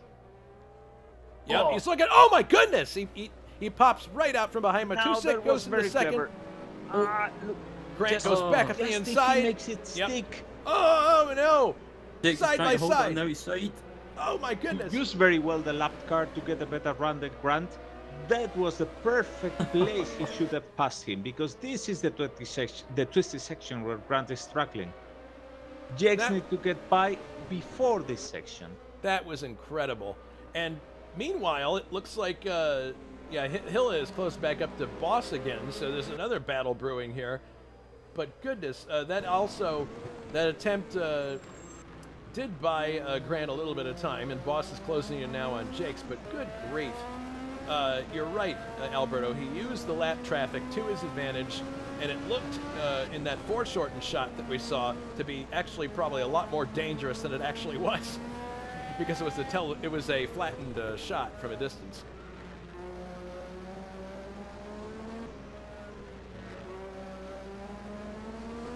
Yeah, everyone's going to be seeing blue on the backs of their eyelids tonight when they go to bed. There was battle also between Gabriele Del Piccolo, who is in 9th position, Brian Jennick with his new tires, and Richard Coxon, who is coming hot from behind. This time Coxon is facing again two very powerful engines. Jakes is doing another attempt here on the outside, but I don't think it's going to work, no. Maybe John Tim? What's happened with John Tim? He's out of the race. Jakes goes up the inside, takes the position away from Grant Riddall solidly. Yuha now looking to go in front, but it looks like this is going to stick this time. Finally, someone is able to make an overtake stick. I mean, even if Grant cracks up the boost, in this section, David Jakes needs to really make the most of the car. Well, this is the first time we've seen someone actually make an overtake stick on Grant all day long, and we're at lap 30 now. Oh my goodness, Grant! Oh no! Grant ran straight into the back of David Jakes. What in the world was that? Absolute over-eagerness. Oh my Absolute goodness. over-eagerness. Both Grant cars cracked up the boost and miscalculated it completely. Oh my goodness, both cars into the gravel. David Jakes, the first one to get rolling. It's a disaster for Grant Riddall. There goes his dad by, but this is awful. We're going to have to watch a replay of this because unbelievable. Yeah, that was straight into the back of Jakes. And we've seen several incidents at this particular turn today. I wonder if it's just something inherent about this turn. The closure rate surprises people. But he just ran clear, hit him square in the back, and Jakes was very lucky to escape from that. A, not going into the barrier, and B, not losing his rear wing. And now, there is our particular Alain Prost doing his best impersonation. I mean, like coming out from the depths of the grid, not too well in qualifying, but there he is now in second place. Yep, There's Juha Boss there with the McLaren, cleaner in front. What else can you wish for in this race? Grant goes for the pits. Del Piccolo is now in competition with Coxon. Coxon up to 8th place. And Janik is recovering now from his pit stop with fresh rubber and is slicing his way up through the field. Yeah, and Coxon going by and seeing Grant go for the repairs in the pits must be like taking the fist out of the cockpit and shouting some things. Well, that's incredible. And now we see Nilsson is all the way up to 4th place again after his altercation. So good job on him for not losing his cool any more than he had previously. And he's able to recover well. Hilla is now in 3rd. Boss, as you mentioned, is 2nd. And we haven't seen much of Richard Wilkes today because we've been focusing all of our attention on 2nd place. But here he is, just dispensing with Lee Harrison in the Ocella, and he is on lap number 32 right now out of 72, so 40 laps to go for Mr. Wilkes. The question, of course, on our minds now is when is he going to go for tires? He hasn't had to push the car as hard as the people behind him, that's for sure.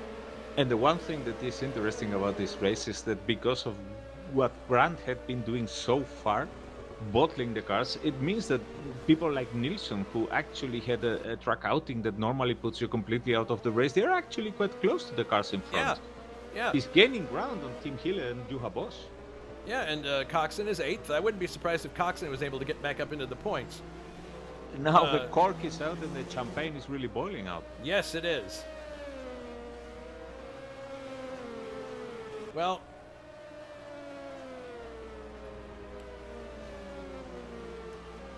Yeah, I think that incident with Grant and Dave was just Grant being a bit too eager to close back up on the braking, but that's one of those things that happens. Well, Grant is all the way down to 11th place now, and certainly that is going to make it difficult for him to score any points in this race. But hopefully, one of the things about a 16 race schedule is that you definitely start to build a book of experience with a car, and I'm sure he's going to, next time he's in a bottleneck situation like that, he's going to be just a little bit more canny. No, and I think this is the point where, I mean, any strategy that is usable, that is legit, that is within the rules, I mean, yeah, you can live with that, but this is the second race where that strategy, even if it seemed very well at the beginning, very good, at the end has caused accidents, has caused lots of problems, soreness for the people around.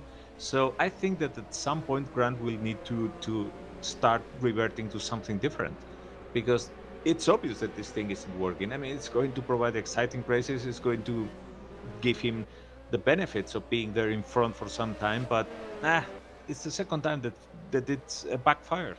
Yeah, it makes for good TV, but in the end, he's running 11th now. So it was a nightmare for the cars behind him. So, yeah, a different strategy may be in order for Equipe Ligier. Yeah, and I can understand that Grant's in a podium position, and he wants to try and keep it as long as possible. But on the other hand, if you're battling with drivers that's quicker than you, and you're just holding each other up, and you're basically just costing yourself time and also letting the leader get away, like we're seeing with Richard Wilkes at the moment. It's interesting too when you look at Jake's car and the BMW Brabhams.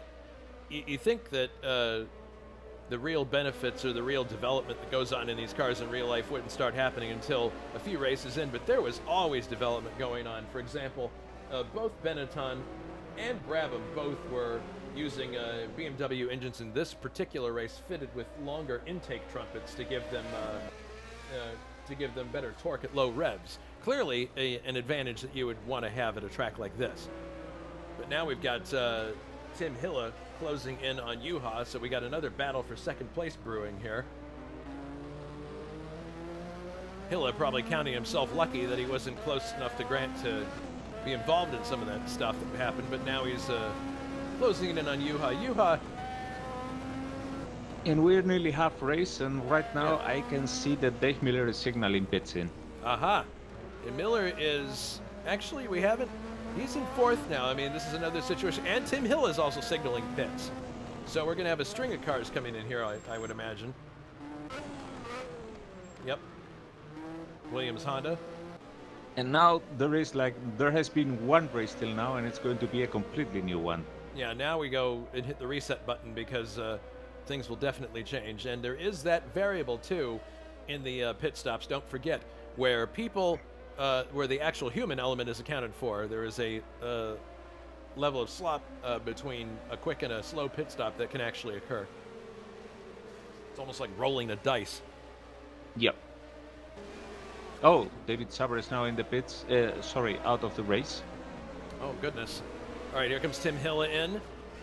And right behind him is Dave Miller. So they're coming in at exactly the same time. See what happens here as they both roll in. Hard tires for Tim Hille all around.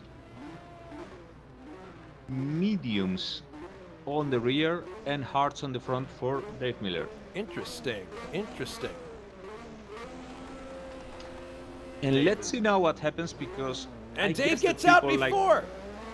Dave gets out before Tim Hille. That was lucky thing. Yeah, Hille rejoining. So a slight difference in pit stop time there. And we'll see now that people that have been in the pits for repairs or whatever because of the spin force, like in the case of Coxon or Nilsson, they might be able to hold on better to the race now. And we saw it just as he got out of the pits there. He was able to maintain a 6th place versus Ray Radal. That was quite impressive considering he had cold tires. And now he's right behind Richard Coxon, who's in 5th. And So we'll Brian see. Janik with his tires, in his strategy, he's coming now hot from behind. Yep.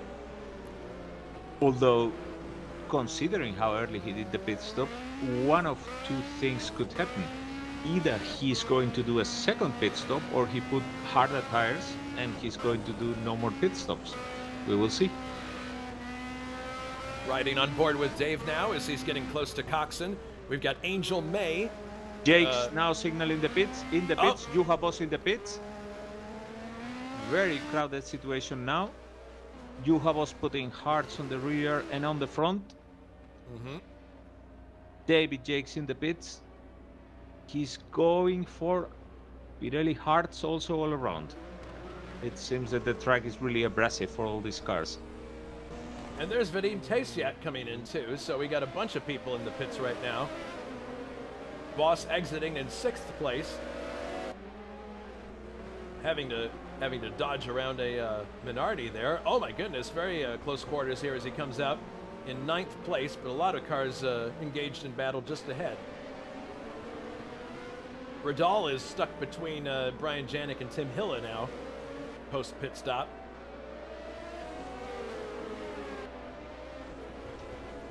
And all these cars are fighting for position. They are, and the Miller one, the Miller-Coxon battle to me is an interesting one. Yeah, there's Coxon there. Anders coming now to, oh, there is an AGS barbecue. Oh, goodness, Rosha. Yeah, barbecue time in the AGS garage. Goodness. So Wilkes is now 45 seconds, a staggering 45 seconds in front. Coxon trying to get around Bouchard, finally gets by, but look at Miller, he's right with him now. Angel Although, May's if gonna I'm not wrong, Wilkes hasn't stopped yet.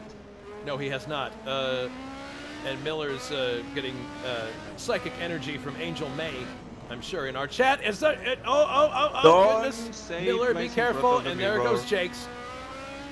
Jakes gets by into 4th.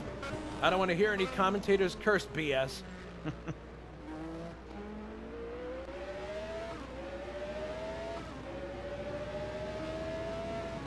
Yeah, by the time Richard Waltz makes his pit stop, I think he should be able to make a pit stop and still come out in the lead.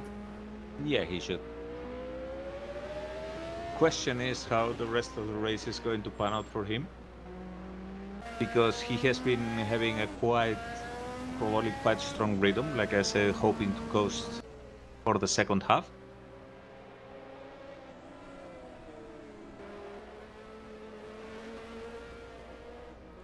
So all eyes should be on, and this is amazing. We've got Ferraris running 2nd and 3rd after all this. But of course, I don't believe they've pit yet. Yeah, and instead Grant, who had been causing all the traffic jam before, is now 11th. Yeah, funny how that works out. Wilkes stays out. He is not going for the pits. I think Richard Wilkes, I'm probably wrong, but I think he might be trying to get to lap 40 just to try and not lose too much time when it comes to making his pit stop. Yeah, I think in cleaner he has been able to really save the tires, which is the reason for which you go to a pit stop here. But the fuel, that might be something different. All those cars that have been going slow behind another one, they will have more fuel now. So I expect to see after Wilkes' pit stop, when we see what the real difference is, because he's now 40-something seconds in front, but he has not yet done his pit stop, which I think will be about in the 20-something seconds range, something like that. So once he is only 20 seconds or so in front, we need to see the second half of the race when he has to save fuel, but the cars behind have actually been able to use less fuel in the previous stages and now are able to crank up the boost much more. Yeah, it's been a textbook race so far for Wilkes, and he does not go for the pits this time either, so he has been taking very good care of his rubber, that's for sure. Michiels is out of the race. Well, looked like he was having a difficult race to start with. He was never really too far up on the chart. I'm not sure how much communication there is between him and Janik. I would think there'd be some, but it's really interesting how you have two different drivers, same car on a track, and one has a completely different experience. But again, it's only round 2 out of 16, so plenty of time to make an impact before the year is over. And just for the record, Anders Nilsson is closing on Wilkes now more than 1 second quick per lap. Well,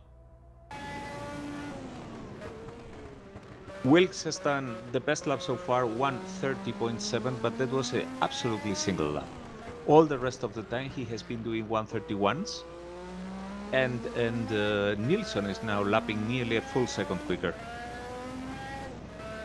Oh, we have information from the YouTube chat now. K.O. McKeel's missed a shift, and that led to his retirement. So that's why he's out of the race. Too bad. Well, with 7 gears, you gotta miss one sooner or later. Yeah, I've always wondered about that. I mean, like, I understand the advantage of having 7 gears, but wouldn't you just, at some point, it's like a Gillette razor. At some point, is there a point where you have too many blades? I don't know. It just, after a while, I just. I'd say more, it's like a Russian roulette. Sooner or later, this race is going to happen. Yeah, I suppose. Well, Wilkes, his gap has dropped to 36 seconds. So there's the proof that Nilsson is catching him very quickly. But Wilkes... I have him now 43 seconds in front, but it might be... But yeah, I mean, what we need to see is what happens once he does his pit stop.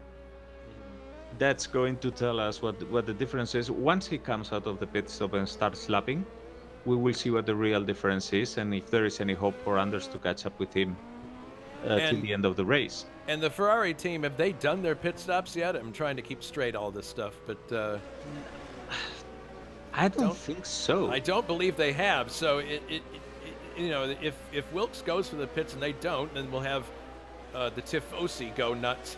But it may just be a temporary thing.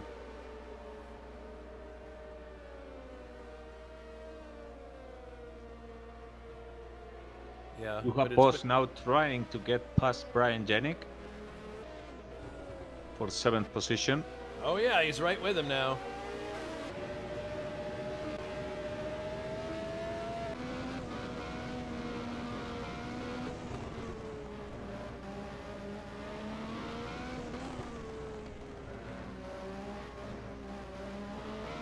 And Jake's getting close to Dave Miller.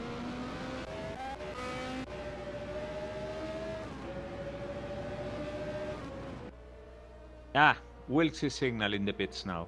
Okay, well, here we go. We're going to see what happens here. I mean, he's got another full lap to do here before he gets there, but that's incredible. He's driven more than half distance on these tires, and I mean, that's the benefit of clean air for you. I mean, if you get involved on a fight, we've seen how the cars were moving and braking and locking wheels and all that during those fights. But in the case of Wilkes, he has been able to have clean air and all the ability in the world to basically go smoothly around. Well, again, we talked about it earlier. You should be sending a fruit basket to Grant after this race. Yep. Regardless.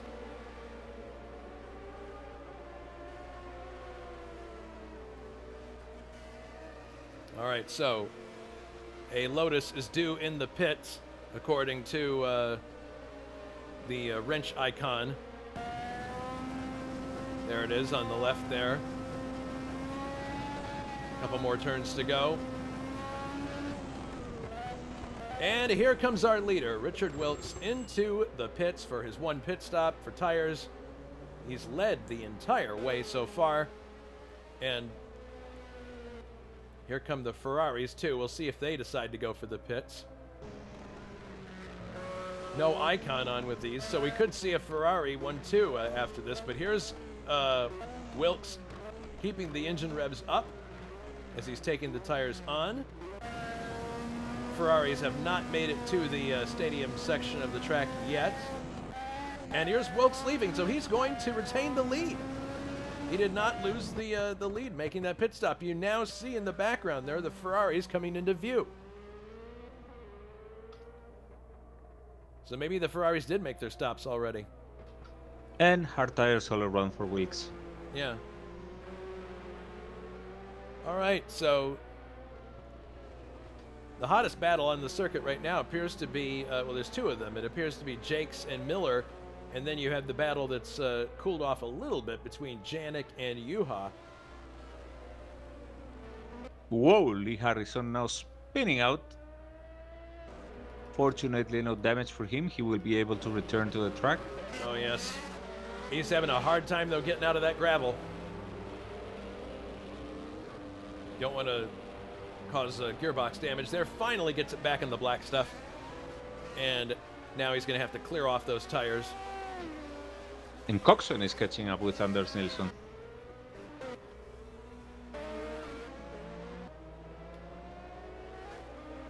Yeah, I wonder if Coxon catches up to Nilsson. I wonder if they'll do a bit of a switch around. 1:29 in the last lap for Richard Coxon.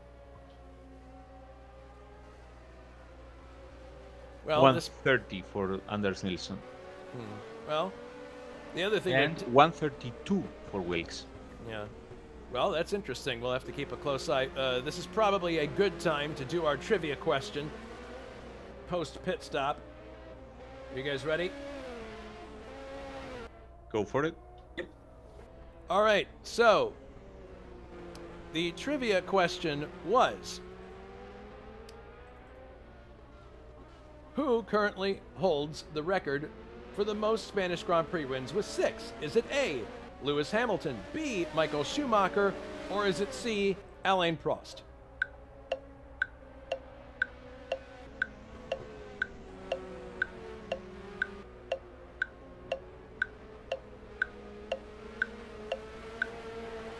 I'm going to be absolutely wrong with this one, but I'll go with Michael Schumacher. Yep, What about you? I'll go for B as well, Schumacher. And... oh goodness, I'm having another freeze up in my my sounds. Give it a second. Goodness.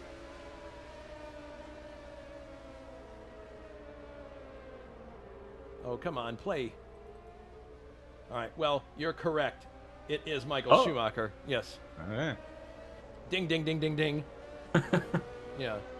I was not sure about Hamilton, but... There it is. Okay, finally it plays.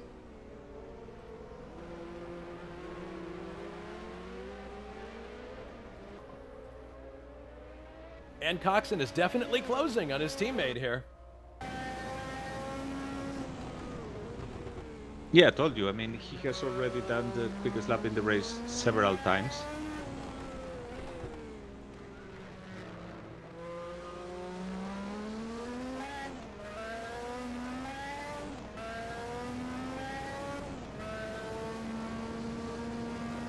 But definitely, we want to keep an eye on that gap between Wilkes and Nilsson.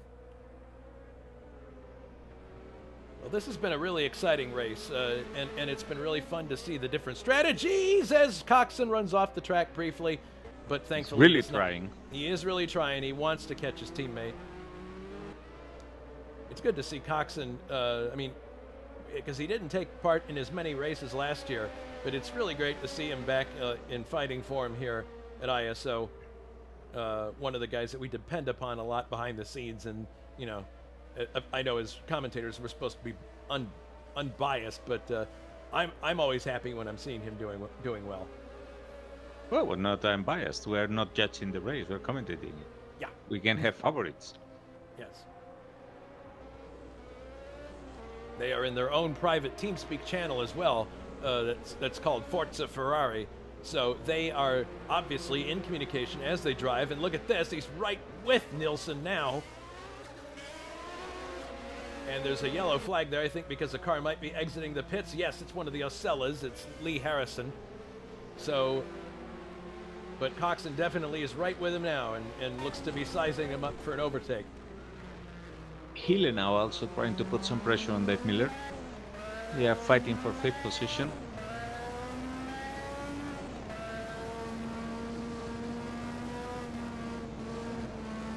We have 22 viewers on YouTube, which is fantastic. Thank you to everybody for showing up, and happy Super Sunday to those of you in the States. Thomas Matusek just ahead of these two cars and makes good room for both of them. Well done. Many people dancing in pairs today. That's Brian Janney trying to get by Juha Boss. There's Tim Hille fighting it out with Dave Miller. And Coxon with Nilsson right now already on his toes. Wilkes is the only one who seems to be dancing on his own. Well, that's been the case the whole race, frankly. But yeah, so far today. Yeah. It's a good thing we got the list of cars in the left hand portion of the screen, because if it weren't for that, you would have no clue who would be leading the whole time as Coxon goes up the inside, takes second place from Anders Nilsson. Classic Not much outbraking maneuver. opposition from Nilsson. I guess that he is not able to make fuel on a quicker pace. Yeah, I wonder if they were talking about it on their TeamSpeak channel and just decided to switch around. I don't doubt it. I'm sure that they were communicating, and that was all planned, or at least Nilsson was aware he was coming, because that's the kind of professionalism I would expect from these two. That's fine, Jason. I mean, for Ontario, you and me can be in TeamSpeak, and you can also open the door for me like that. Uh-huh. I don't know. I'll have to ask the captain if that's okay. No, ask me. Well, while we're talking about it, we should probably mention it. Coming up next week, we go back USAC racing. It's the Datsun Twin 200 at Ontario Motor Speedway, the Big O, the Indy of the West. 80 laps around the Indy clone. Well, almost Indy clone. It's got a few small quirks that are unique to it.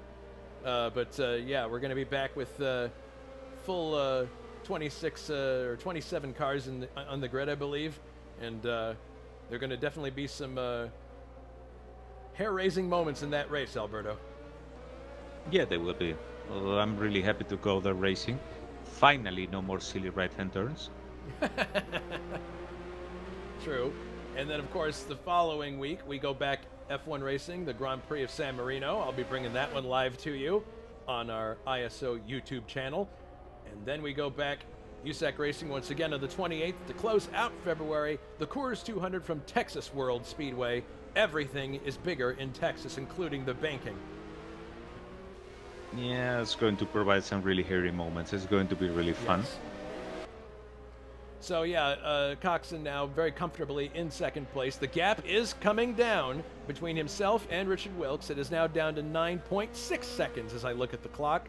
Or not the clock, as I look at the interval. But I don't know. I wouldn't have bet after what happened earlier that these two red cars would be back up in the top three by the end of the race, or close to the end. So, well, we still got 30 laps to. Yeah, or no, not Coxon 30. is certainly lapping about 1 second quicker per lap than Wilkes, but Wilkes is taking it easily. As I already told you before, that's what I expected. I mean, yeah. When he started the race, he was doing 133s. He went down to 132s, 131s, and there he basically got stuck. He's in 131s all the time because after his pit stop, after building up all this big lead, he's now basically coasting to save fuel. So he's in the front. He has a good lead, and he can, because he has shown it already for a single lap in the scoring boards. He's able to go way quicker than he is now, but he needs to make the fuel, and I think he's vulnerable right now. Well, Jakes, meanwhile, has ensconced himself in fourth place pretty solidly, and Miller is now starting to come under attack from Tim Hille, who is in sixth place post-pit stops. It's actually still early in the race because we're on lap 47 from 72. And I would expect that on lap 60 or something like that, people will really have a good idea of the fuel they have left in the tank. And then, and only then, they will basically crank up the boost and like to waste anything that they have left. Grant Radal is out of the race. We've just been alerted to this. Not sure what happened, but that's the end of a very eventful day for for Grant. So it'll be interesting to see how he responds to this at San Marino.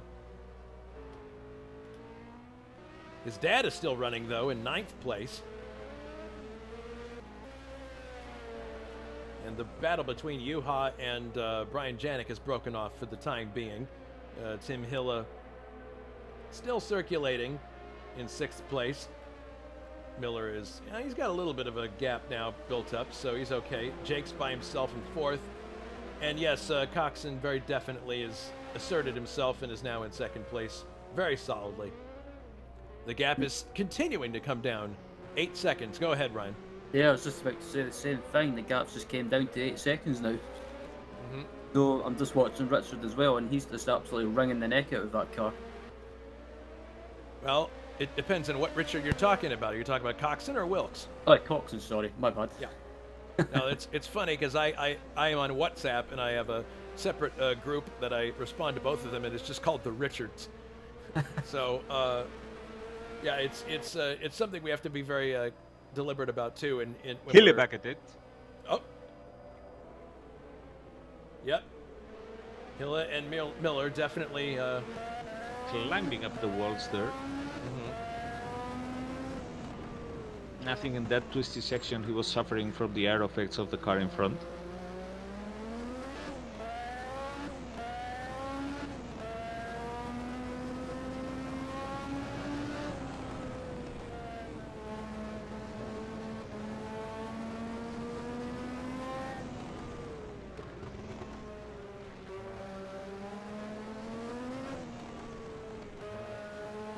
Stalking him at this point.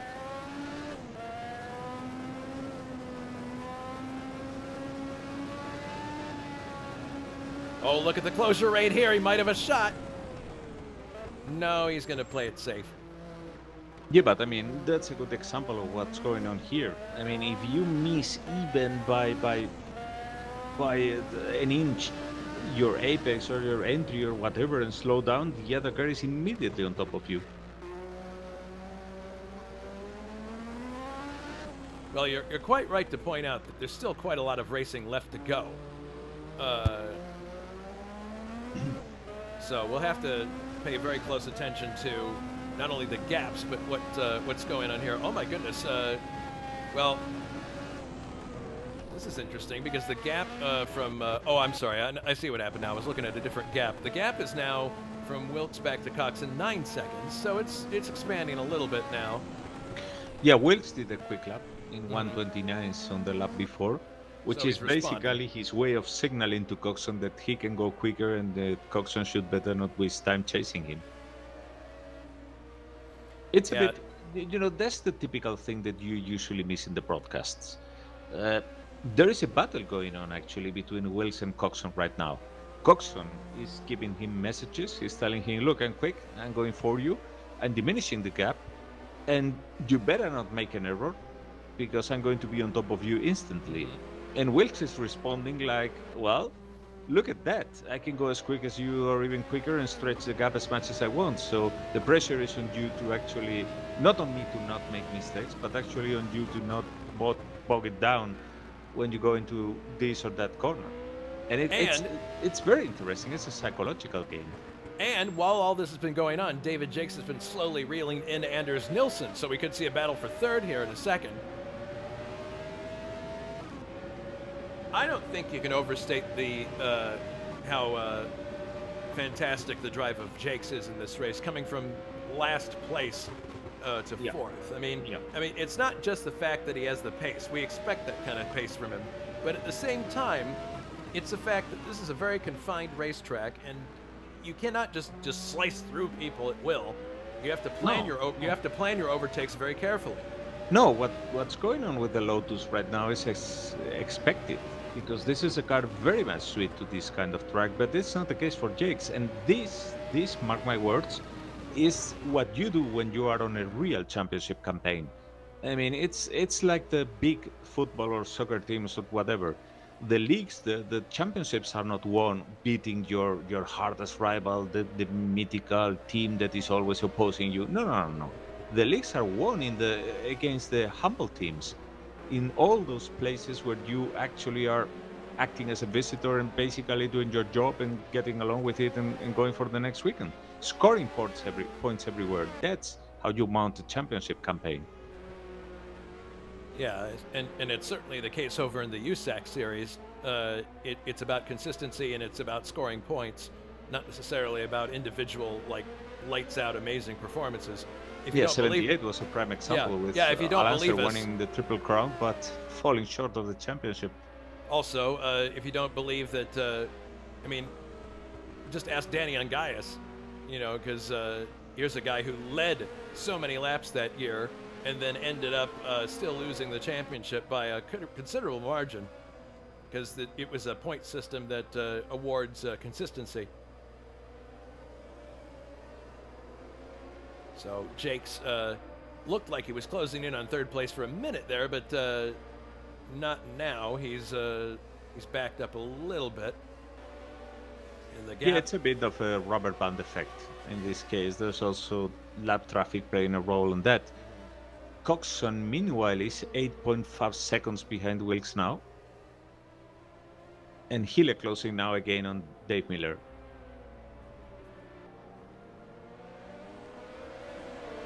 So the gap between Coxon and Wilkes seems to be relatively consistent. It doesn't.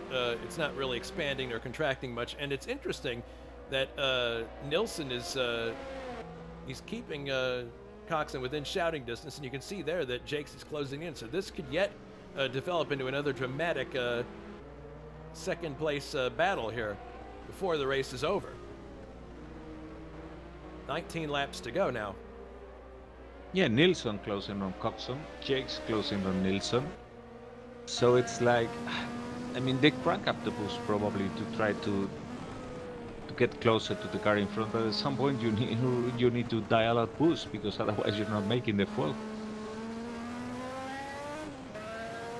I think Nilsson is one guy that is very good at staying cool and basically doing what he has to do without being really upset by what's going on around him.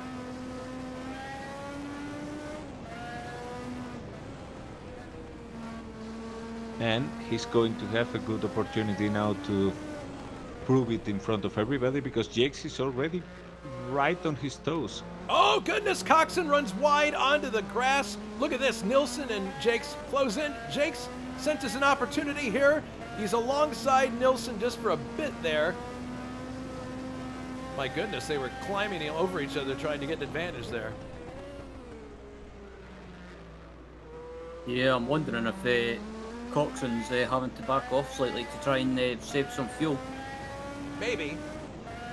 The gap is back up to 8.4 seconds, so I think Wilkes is driving with something left in hand, and he just, like, when he looks at the gap and sees it coming down, he just puts in a quick lap and puts it back where he wants it, as far as the gap goes. So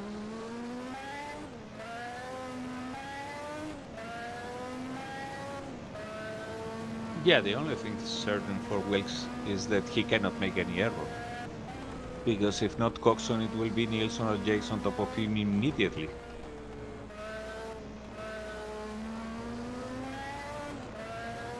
That's some pressure there, but Wilkes is responding to it very well. Jake's hanging right with these two.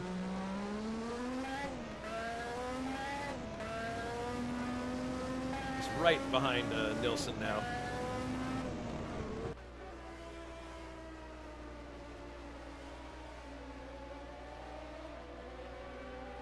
It's very interesting because these three are fighting for position, and not just for position, but there is the podium right in front of Jakes.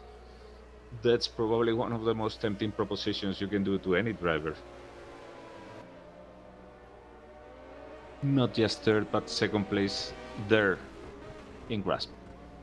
Coming to Ducado's corner now. That Ducados, actually, for those who don't know, by the way, is a Spanish brand of black tobacco. They sponsored some motorcycles back in the GP500 era, and it was very well known. My father used to smoke a lot of that. Well, Jakes is very patiently waiting station here. Given the fact that he started last, I'm sure he's feeling Hille pretty... went past Miller. Oh, he did. Seem to have missed that one. Yeah, he did. This was a while ago, I guess, but Miller is not that far back behind him, though, so he might have a chance to counterattack here. And Jake's now getting antsy. Yep. And look how close they are to, they're still very close to Coxon at this point. Yep, Jake's definitely looking for a way around Nilsson at this point. This is not a... Oh, no, Coxon! Coxon's engine blows! Coxon's engine has blown up! He's out of the race! Unbelievable! He had just done his quickest lap, 1:28.5. Fire and probably on the he missed Ferrari. the shift or whatever. Oh, that is a sound you don't want to hear. The absence of engine noise and the licking of flames. My goodness. An Italian barbecue here in Spain. My goodness. The Tifosi now have to put all of their faith in Nilsson. Jakes moves up to third. Hilla moves up to fourth. Miller is now fifth. Juha into the points now in sixth place. That was so unfortunate for Coxon. He was having such a great race in second place, and he was slowly closing that gap down to Rich's Wilkes. And of course now Jakes is right behind Nilsson still, so there's still a battle for second going on here. Yeah, it's actually a clearer situation for Jakes. Now he has only to contend with one car.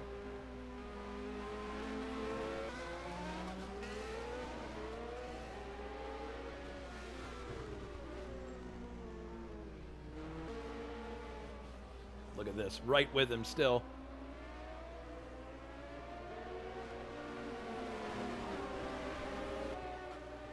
And the gap is still fairly consistent to first place here. It's 8.5 seconds. Yeah, Wilkes is playing with the distance, obviously, with his gap.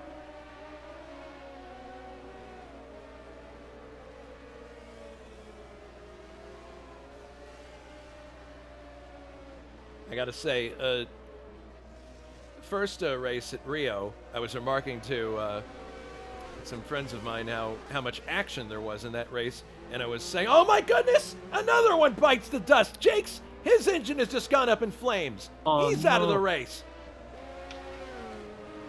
I can't believe it. Unbelievable. He's still going at a reasonable pace, but unless that's a graphic error of some kind, I'm pretty sure he's going to be out of the race. That fire's not going to go out by itself. No. And he's pulling off the track now. My goodness. Well, that's really unfortunate, because after all the effort that he put in to come from last place to third, and now it all just comes to zero. That's really too bad. Yeah, what happens with these cars is that the boost in itself is not going to kill you. It's the RPM what's going to really put a big toll on your engine. And especially bouncing off the red limiter, hitting the red zone, that's going to kill the engine very quickly. And I guess in the case of the BMW engine, that's a danger here, because you need to stretch the gears between one corner and the other, and you have such a narrow power band to play with. Oh no! While lapping Bouchard, Gabriel Del Piccolo just hit him and lost the front wing. Let's have a look in a replay of this. Yeah, Chacon was lapping him. Bouchard moved out of the way, but his car got a bit sideways, and then Del Piccolo, who was coming from behind, basically hit. Oh! Goodness, that's a really unfortunate chain of events there. It's unfortunate because Gabriele was 9th. Well, he is actually still 9th. And Bouchard and Chacon were fighting for position. So, yeah, it was not a lapping situation for Chacon, it was a lapping situation for Del Piccolo, who is now signaling the pits. That's really unfortunate, because he was doing quite well now, putting the car near the points. Well, with Hilla now up into third place, so this looks like it's going to be an excellent points day for Lotus. But in fourth place now is Dave Miller in the Williams, which is going to be a welcome bit of news for the Dave Miller fan club on our YouTube chat, consisting of Angel May and Barry Lynn Wilson. They wave Dave Miller pennants in the stands and cheer him on. And Juha in fifth place. Juha very self-effacing about his driving from time to time, but I think he's done an excellent job in this race. Yeah, and I guess the Nilsson is going to take it really easy now, because, I mean, he's far enough from Wilkes to know that if he wants to catch up with Wilkes, he would have to bounce off the red limiter and kill his engine. And he has already seen what happened to Coxon, what happened to Jakes. And he's not going to make that error because he's in the lead of the championship. And this second place would absolutely keep him there, because all the rivals, people like Wilkes who are scoring well today, they did not score in the previous race. So for Nilsson, he has right now to sit back and say, another day in the office, I'll take this second place and keep in the lead of the championship. That's true. He's going to walk away with the championship lead if he stays where he is, because Wilkes didn't have that good of a first round, obviously. So, Kim Hillett didn't either, and Miller didn't. So, yeah, for him, it's a good situation right now. So if he kills the engine by chance or whatever, it's going to really hurt. Well, Del Piccolo, fortunately, got his new wing and is still in 8th position, because he was actually lapping those cars when he hit them. Wow, we should buy the Benetton crew a round of beers at the bar after that, because that's some pretty fast service, and to keep him in 8th place. Yeah. The main issue for him is that he is too much behind the car in front now. But anyway, he has a healthy lead over the 9th position, so he should be able to hold on. And hopefully for him, if there are people who kill the car also or crash in front of him, then he could maybe even get into the points.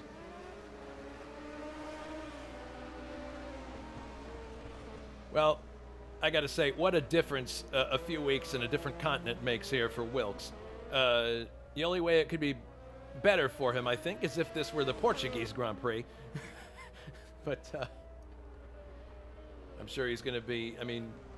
Well, I should just shut my mouth right now, because we all know what happens when we start talking nice about drivers. Yep.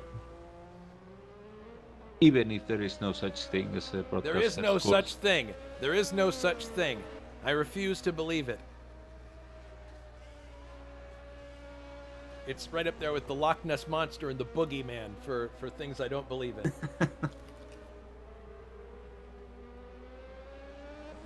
Well, Ryan, looking at the action that's happened today, this is your first time in the commentary booth with us, and by the way, thanks for joining us. I think I could speak for Alberto when I say that the dynamic with the three of us in here has been quite good for a first time out. And very encouraging. So what's your impression been of the action today overall? Yeah, it's been a fantastic race, and especially in the early stages when we had that the Grant Riddle train, if you like, forming, and then unfortunately Grant Riddle and David Jakes with that incident, it just came apart for Grant. But the racing and overall has been really good. I've enjoyed my first race in the booth with you guys commentating on this race, and looking forward to the rest of the season. Yeah, we really hope that you have more opportunities to join us. Of course, you do have commitments with iRacing from time to time, but absolutely, you're welcome to be in the booth with us. This has been a really, I've really enjoyed the dynamic a lot. So the next race that comes after this one, Alberto, is San Marino, another track that's high speed. It'll be interesting to see. Another narrow track, and not so much place for overtaking, because except for the main straight, but that one ends in the very, very hairy proposition of a corner. It's a you end braking in a corner, and that's not exactly the same place, although the best place. Although you can say that the most skilled ones are going to benefit a lot from that, because that's going to divide the men from the boys, I tell you. Yeah, and I'm really going to be interested to see what the boost saga is there with Renault, if they're going to have the same kind of a situation there. As we look now, a nice battle is brewing here between Dave Miller and Juha Boss, who has caught him. So we got a dandy little scrap here for a fourth about to take place. Miller's driven a very calm and cool race up to this point, but now he's got a late race challenge from the Marlboro McLaren team.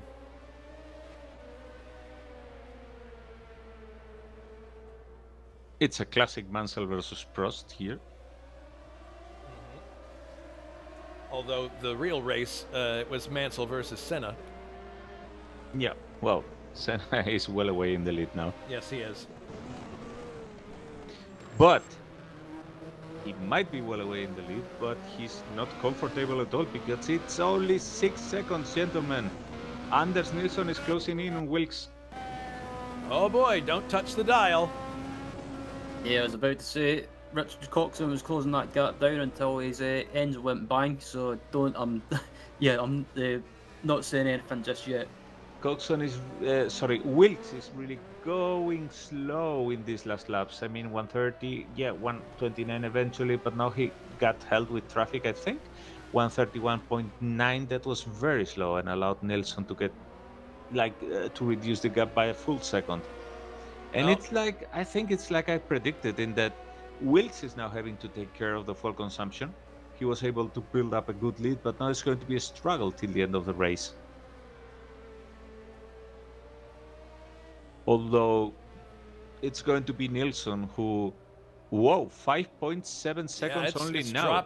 It's dropping quickly here. Yeah, but it's Nilsson who is going to see and to need to take care about the fuel situation. Yeah.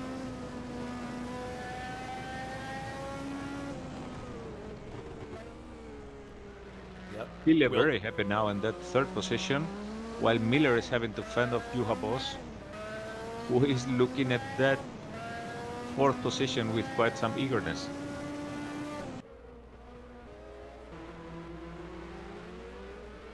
And I mean, anybody really mounting a championship campaign really needs to start doing something here.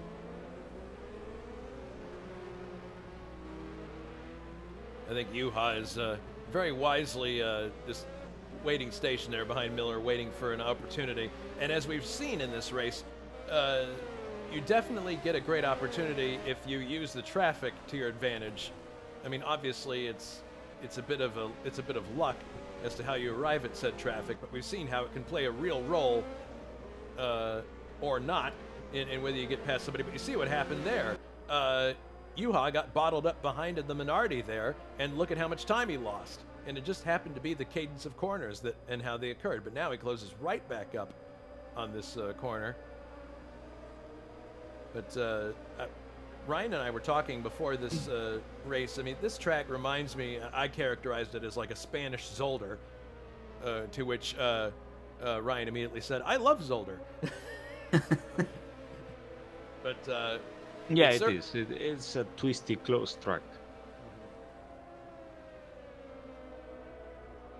Yeah, it's one of these tracks that really that you're not going to get an opportunity to overtake from slipstreaming or from a long straight. I mean, the longest straight you have is the pit straight. This one here, and we've seen how all you have to do is, I mean, if you have a Renault boost knob. Obviously, you just have to turn the knob a little bit, and you can stay ahead of somebody. Grant crashed out of the race, but it remains to be seen if he would have had enough fuel till the end of the race.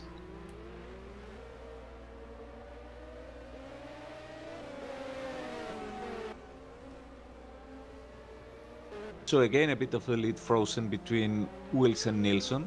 Yeah, they it's kind of solidified. Taking some off time now. Third is Tim Hille, fourth is Dave Miller, fifth is Juha Boss, and sixth, rounding out the points, is Brian Jennings.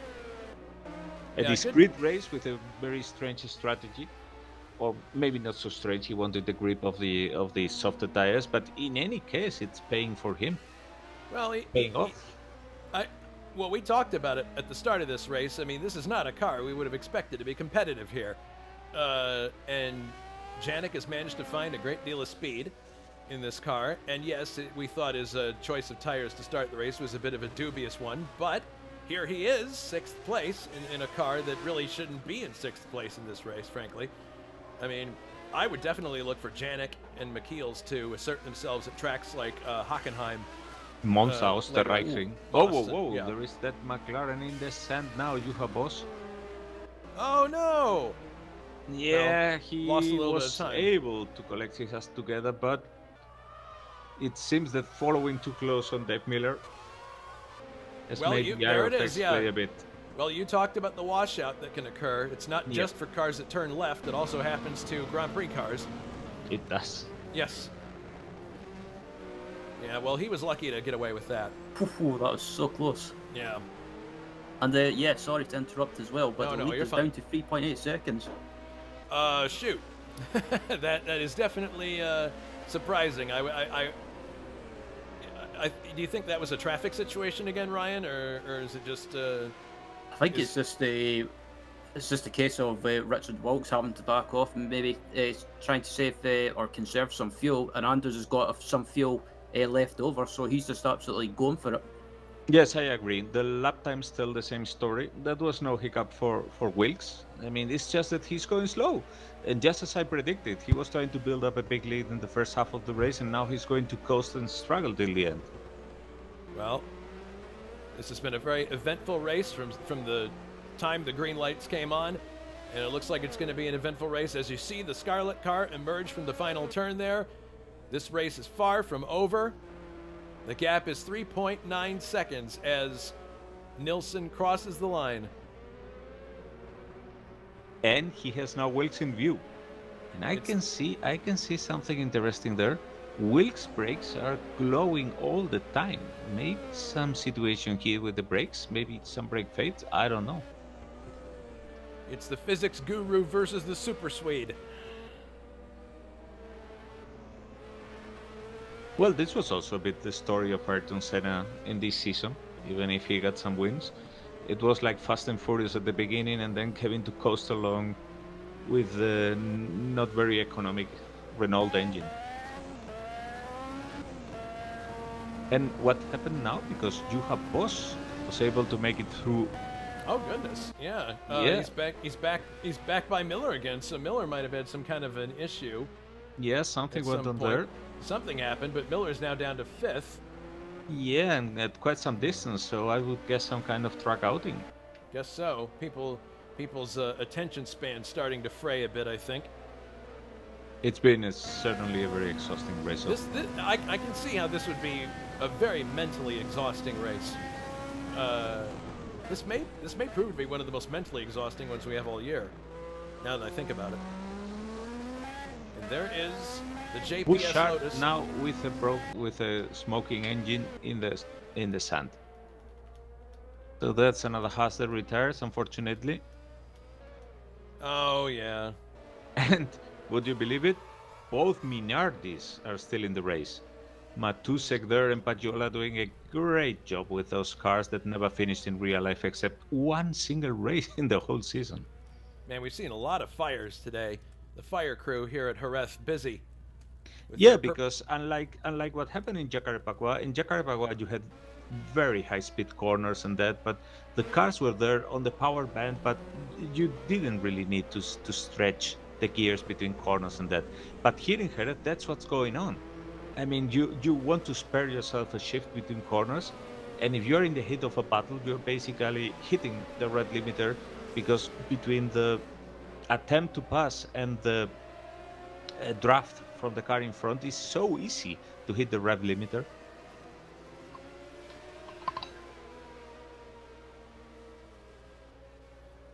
Well, another smooth performance from Bruno Chacon, I must say, who impressed in our test race towards the start of the year.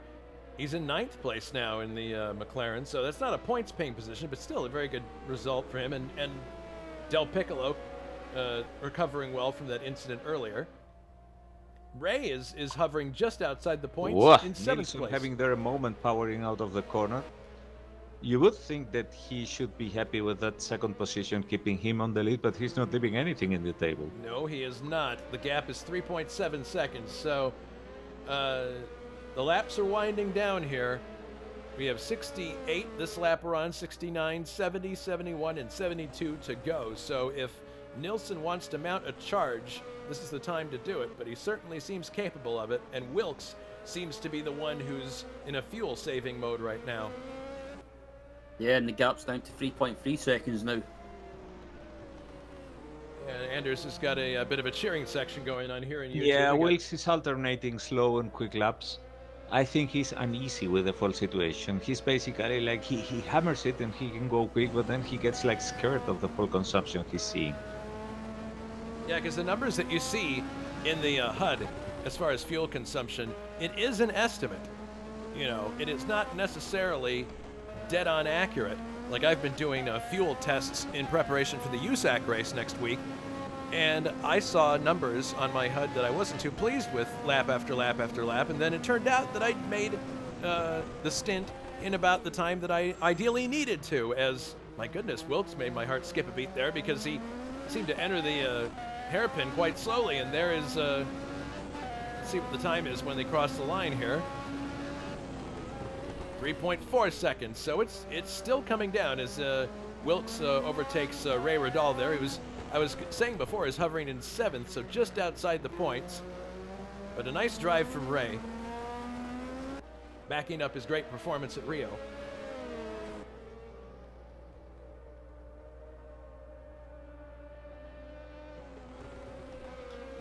And on a very different note, but Lee Harrison and Bruno Baggiola are also fighting for position now.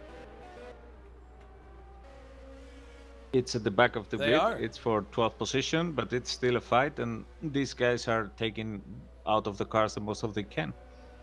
Not the most envied cars on the grid, the Osella or the Minardi, but there they are.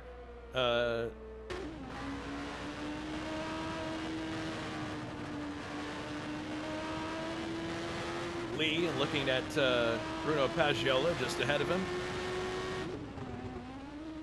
Getting to the end of the race in an Osella is an achievement in and of itself, I think. Oh, well, it certainly is. That's already a victory.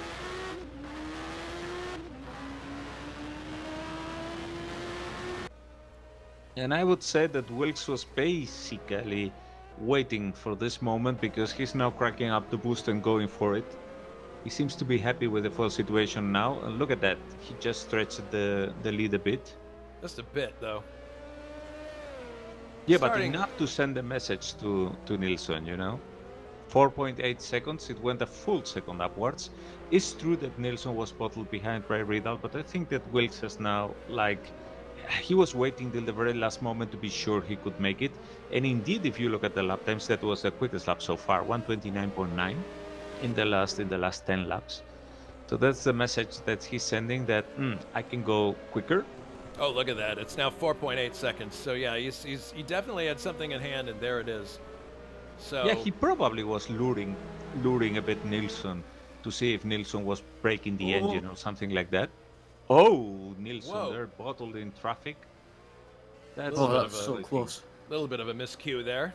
And look at Tim Hille, because he's closer to Nilsson than one would think at first. Yeah, he is. He's still right there. Yeah, we've been talking about Nilsson closing on Wilkes, but actually Hille is closer to Nilsson than Nilsson is to Wilkes. Oh, no! No, he runs right into the side. No! Oh, that's so unfortunate. No! Oh, no. That's you would terrible. never expect that from a quality driver like Ray Riddle. It was an absolute misunderstanding. Here's the replay. Here's the replay. I don't believe it. He just drifted over to the right. Hille was expecting, and again, we've seen nearly all of the incidents we've had in this race have happened on this one corner. Miller is back on the track though, without the front wing. Unbelievable. Oh, he missed a pit entry. He did. He's going to have to do an entire lap looking like a 1982 car. It's like, I think that maybe when Miller was trying to overtake him, probably Hille was going for the pits, but Miller was overtaking on the inside. I know what's happening. He's not going to go for the pits because he knows how little time we have left. It's 71. We're on lap 71. There's no point. That could also be the case because he's 46 seconds from the car behind. Janik. And that could suffice. Although he's going that slow because there's not just the front wing missing. There seems to be some suspension damage there. Yeah, I'd be really surprised if he can make the car last, but really he has no choice. If he goes to the pits for repairs, he's effectively giving those positions away anyway.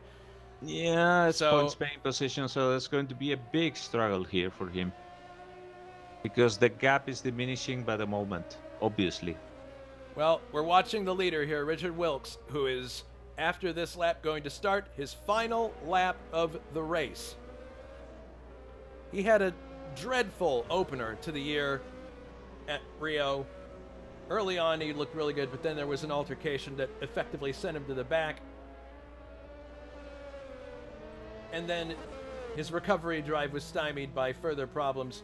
But he has had a dream race, if there is such a thing. Yeah, the key to it was, as we suspected, to make a good start and basically get in front of Grant Ridal, who we knew was going to bottleneck everybody.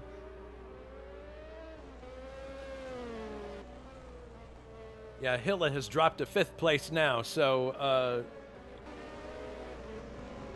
and he's starting his final lap now, and there is that's Bruno Chacon, so that's not for position, and there's still quite position is Brian Janik, who is still like 20-something seconds behind. Yeah, so it looks like he probably will be able to nurse it home, but here's a person who has had the race in the palm of his hand seemingly all day. And you can see just behind him there, Nilsson, 3.2 seconds. So even now, there's a little bit of a closure that's occurring. But all he has is a few more corners to go, and Richard Wilkes will have his first win of the 2021 season, driving Ayrton Senna's JPS Lotus. Watch out, because this is not over also for Miller and Boss. Boss has made some kind of error, and Miller is now right on his tail. Yeah, it's true. Right with him. The gap at the front's down to 2.2 seconds, and Nilsson's closing right up on He's Wilkes. right there, but it looks like it's just about done as Wilkes comes off the corner. Boost, obviously, at full now, but oops. There it is. Richard Wilkes wins the Spanish Grand Prix, and Nilsson coming up to congratulate him. What a fantastic run. Over to Boss and Miller now, because they are fighting Yes, it out for right this. down to the end. Miller coming around the outside, trying to get some purchase. He might be able to pull it off as they come to the line. He does. Miller in front of Juha. Boss probably missed a gear there. Juha looks like he's run out of fuel. That's what happened. Juha ran out of fuel as he came to the line. And Gil is soldering now to 5th position, with Janik only 11 seconds behind. My goodness. Yep, Juha just now pulling off. Nearly in the gravel trap. But he's able to make the hairpin, and it's going to bring it home for 5th position. There he is, 5th. And here comes Janik off the last corner for 6th place. Ryan Gabriele already flagged in 7th and 8th position. And Bruno Chacon now going on a top 10. Rounding up a good result for McLaren. Yeah, nice result for... Stasiak is going to be 10th. And Bruno Paggiola with the Minardi 11th. Lee Harrison 12th. Yep. And Thomas Matusek 13th. And again, great job by the Minardi team. These guys are great. I mean, they're bringing home a car that never did it in real life.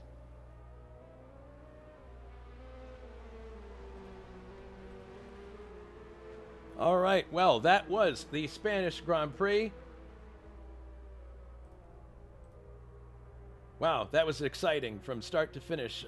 Reactions, gentlemen. Let's start with Ryan. Wow, just that's all I can say about it. But that was a great race, and I enjoyed that. And a great recovery from Anders to finish 2nd, considering that he had issues earlier in the race.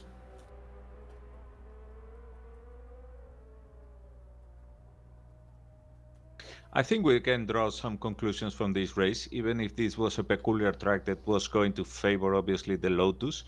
But first of all, Wilkes has some really good pace if you let him in cleaner. Second, everybody knows right now that you don't need to get bottled behind Grant Ridal. And third, Grant Ridal needs to think about a better strategy for the next races. Didn't make my life easy, huh? Well, we are joined in the booth now by Richard Wilkes. Richard Wilkes, congratulations on winning the Spanish Grand Prix. A fantastic drive all day long, great pit strategy, and you had a lot of help from the people who are behind you, too. Was it as quiet up front as it appeared from our cameras? Well, not at all. I had a break, yes, in the beginning of the race. I think Grant held off the rest of the field a little bit. but I finished the race with 1 liter of fuel in the tank. So. Oh my goodness. Yes, yes, I ran out on the cooling lap. So no, I wasn't. Yeah, I you wasn't. looked at some point as if you were trying to get away from Nilsson, but then immediately cut back because I think you were getting scared at what we were seeing in the hut, right? Well, yes. The car, the car was great with a full tank, but it was not so great with an empty one. With an empty one, it was very oversteery, and I couldn't charge through the corner so much. So I went up the boost, and then I went up the boost again to try to keep the distance. And yes, I tried to make a few quick laps just to keep the distance, but then I would see the fuel consumption would rise to 2.78, something like that, and I was seeing it very tight. And fortunately, I had enough of a distance to slow down a bit in the final 2 laps and still cross the finish line in front of him. It seemed from the broadcast that your strategy was to actually open a big gap in the first half of the race and hope that everybody was bottled behind Grant, as it really happened, and then try to coast it till the end. Was that the fact? Well, I didn't think it that way before the race started.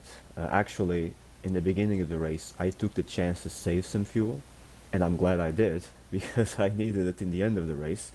So I could have gone faster in the beginning of the race if I wanted, but I choose not to. I choose just to keep a safe distance, shall we say.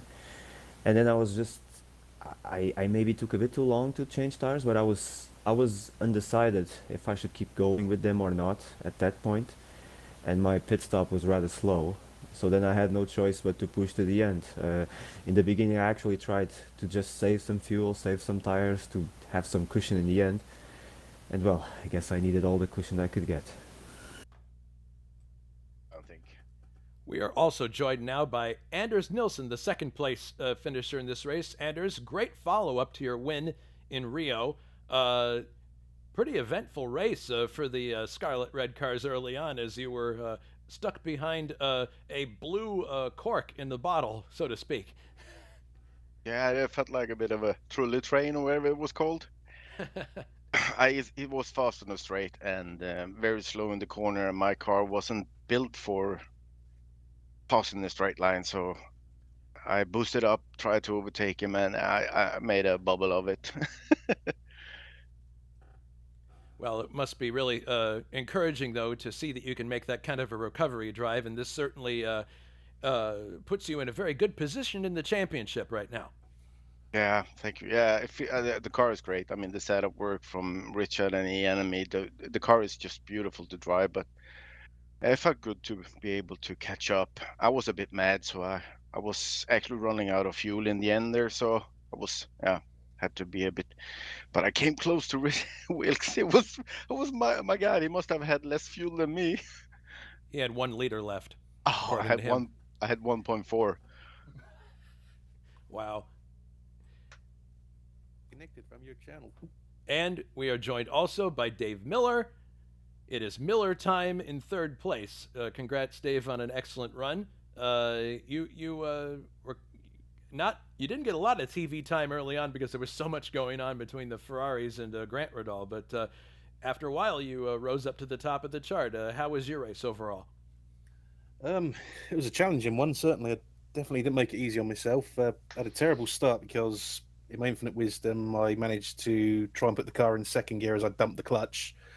So, yeah, that didn't work out very well. After that, I just chugged on as best I could. Managed to save a few laps of fuel in that first 10 laps or so, which definitely helped later. And having a little spin at the hairpin as well didn't help myself either. But eventually I was able to hunt down Juha with the fuel I'd saved and gave it full boost for the last lap.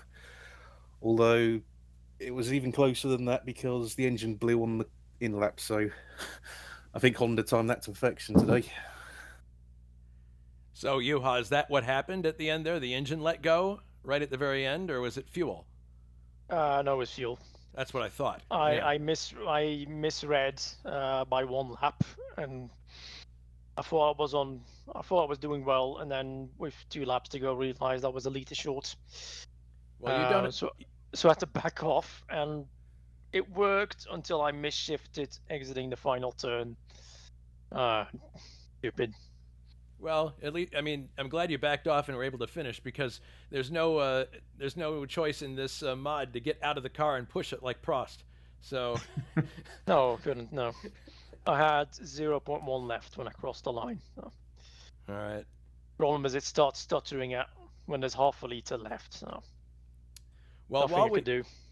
Well, while we have all of you here, we can talk about the next race, which is the San Marino Grand Prix, which takes place on the 21st. A different circuit from this, obviously. The cars are able to stretch their legs a little more.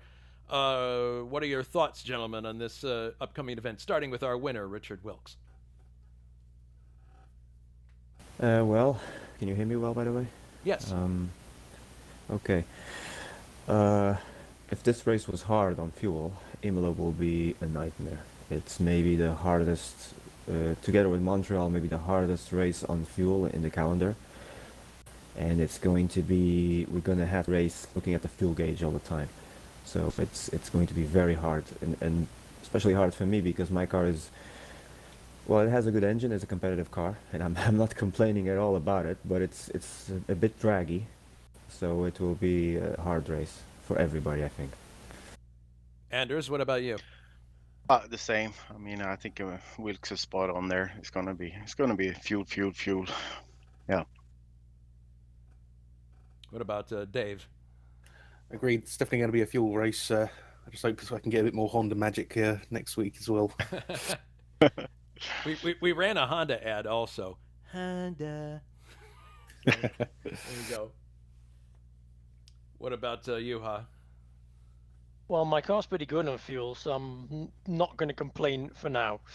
I might have a chance next race. So see how it goes. All right, well, we're looking forward to that. I'll be broadcasting that one on the 21st. Coming up next week, which I believe will be broadcast by Johnny Aces, we have the Datsun Twin 200, an oval race, no right-hand turning except when you exit the pit box, and that's 2000 CET on Sunday, February 14th, Valentine's Day. And then also the Course 200, which is the next round of USAC, the third round on the 28th of February to finish out the month. Well, congratulations to Richard Wilkes on a fantastic win. And I'd also like to say thank you to my broadcast partners for this race. Alberto, as always, fantastic to call a race with you. And Ryan, thank you very much for joining us here. I hope we'll see you in future broadcasts. I think that it worked out really well. It did. It was really great to have you both here. And having a third person here is very much a relief, because it's so much action on the track and all that. So I'm really looking forward to more of this. Yeah, me too. So for Alberto Ibañez, Anders Nilsson, Dave Miller, Juha Boss, Richard Wilkes, and Ryan Walker, this is Jason White saying so long from Jerez. We'll see you next time. Please be safe.